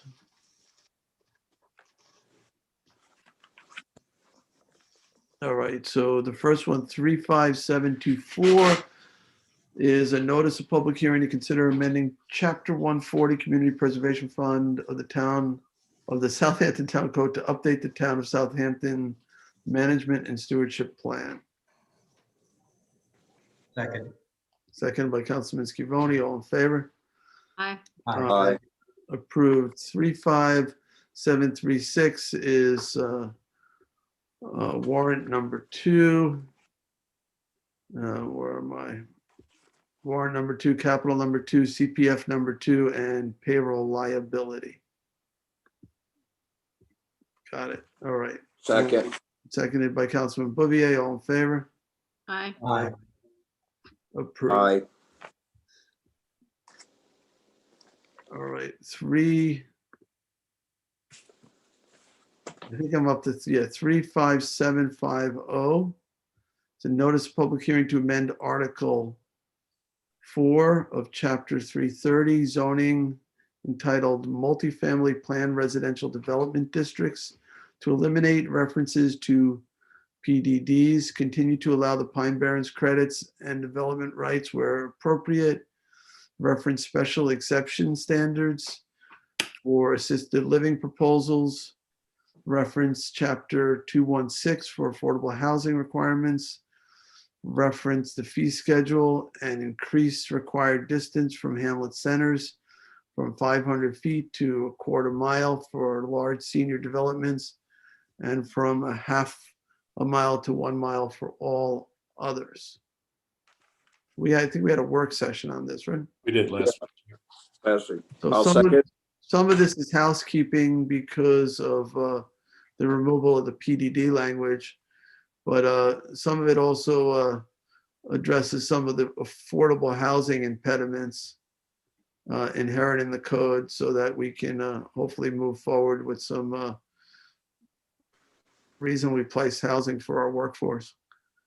We had a second by Councilman Bouvier. This would be for a hearing February 23rd, 2021. Any discussion?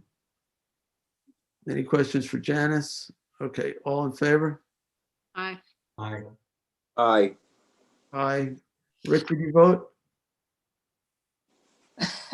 There was an aye there too. I think that was Yes, I saw it. all 5. I wasn't voting. I was waving good night. Thank you. Good night. Bye. Thank you. Lucky Thank you. Janice. Thank you.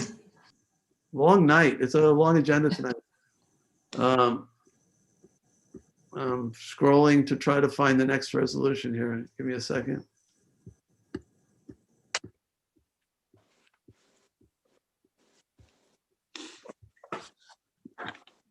All right, here we go.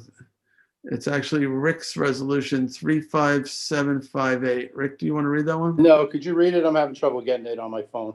All right, no problem. All right, this is awards and authorize the supervisor to sign contract with Greenway USA for Flying Point Beach Comfort Station renovation. So I'll say the motion was by Rick and Councilman Martell, seconded by Councilman Schiavone. All in favor? Aye. Aye. Approved. All right. The next one, 35759, co-sponsored with Councilman Bouvier, recalls and amends Town Board Resolution 2021-72 to authorize an agreement with the Town of Southampton Housing Authority to administer the Section 8 Housing Choice Voucher Program Second. for a term of 5 years with a 2% increases. Yeah. There was a change in the amount. All right, but they're doing a good job over there. Curtis Highsmith is doing a great job, and we're happy. We wish we had more places to place some of these vouchers. That seems to be the big, frustration. We need a few more landlords, but we have plenty of people who qualify and are looking. So this is for the Section 8 program. All right, so we had a motion and a second. All in favor? Aye. Aye. John, I think John seconded, right? Cindy? Yeah, Correct. I hope so. Yeah, I did. You're the co-sponsor, right? Yeah. I am. Okay. All right. Got it. John, the next one's yours. Town Board Resolution ID 35760 to reduce the performance bond as it relates to the Speonk Commons. Second. Seconded by Councilwoman Lofstad. Can I just read this for 1 second? Yeah, it's basically a drop from 59,000 to 9,800. Have they done some of the work? They've done most of the work, so there's just a little bit left over. So that's the reason there's a reduction in the performance bond. Okay. All right. So it's seconded by Councilman Lofstad. All in favor? Aye. Aye. Approved. All right. Next one, 35761 is co-sponsored with Councilman Bouvier. Authorizes the supervisor to sign documents as it relates to the subdivision map of Hampton's Ponquag in Hampton Bays. Second.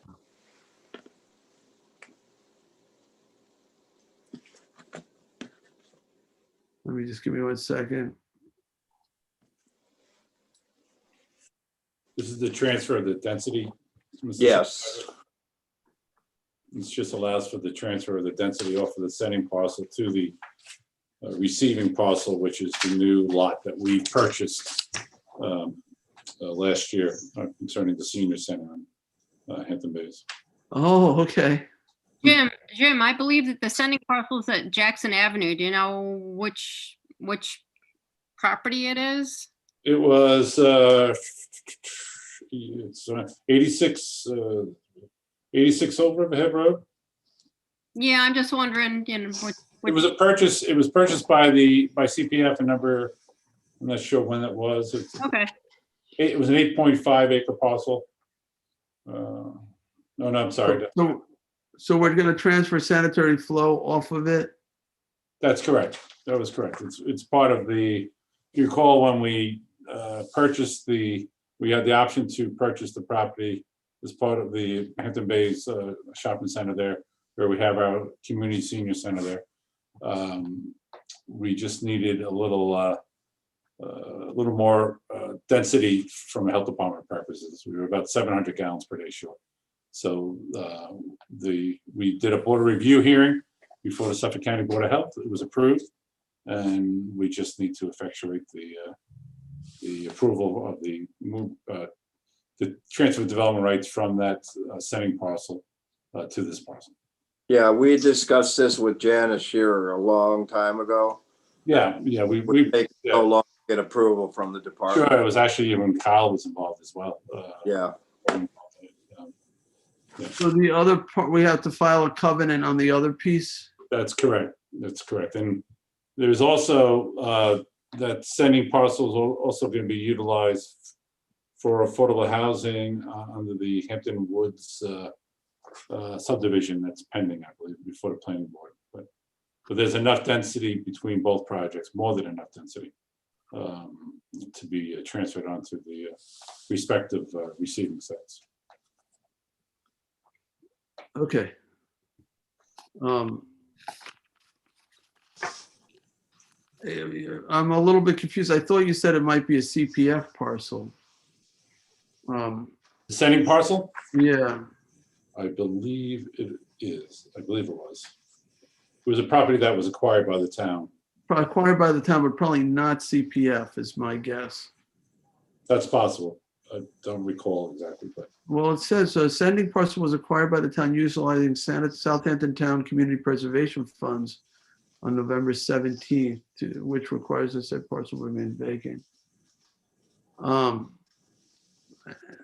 I just, Jim, are we permitted to use those sanitary flow credits for this purpose? we feel that we are permitted. It's a I public know we can purpose. give them away for affordable housing, but this is, we're not actually giving them where they're ours. Right. Right. It is out, right. And we're using it for a public purpose. We believe it is permitted. I have discussed this with the CPF manager as well as my deputy town attorney, and we felt that this was appropriate use of it, of the extra density for the property. Okay. All right, any other questions? All right, I'm gonna vote yes on the advice of counsel there on that issue. All in favor? Aye. Aye. Approved. 35762, authorize the supervisor to sign a contract with SEAL Solutions to provide professional services for street cameras located within the town. Second. Seconded by Councilwoman Lofstad. All in favor? Aye. Aye. Yeah, that's co-sponsored with Councilman Martell. Oh, thank Supervisor. you. Yes, I'm sorry, I missed that. Thank you, John. I think that's our last resolution. It is. Yes, it is. Oh, it seemed like an awful lot tonight. That agenda just seemed to keep going and going. A lot accomplished. Yep. Yeah. So is there any other business? Well, it's been a pleasure. So thank you all. I'll make a motion to adjourn. Second. Seconded by Councilman Bouvier. All in favor? Aye. Aye.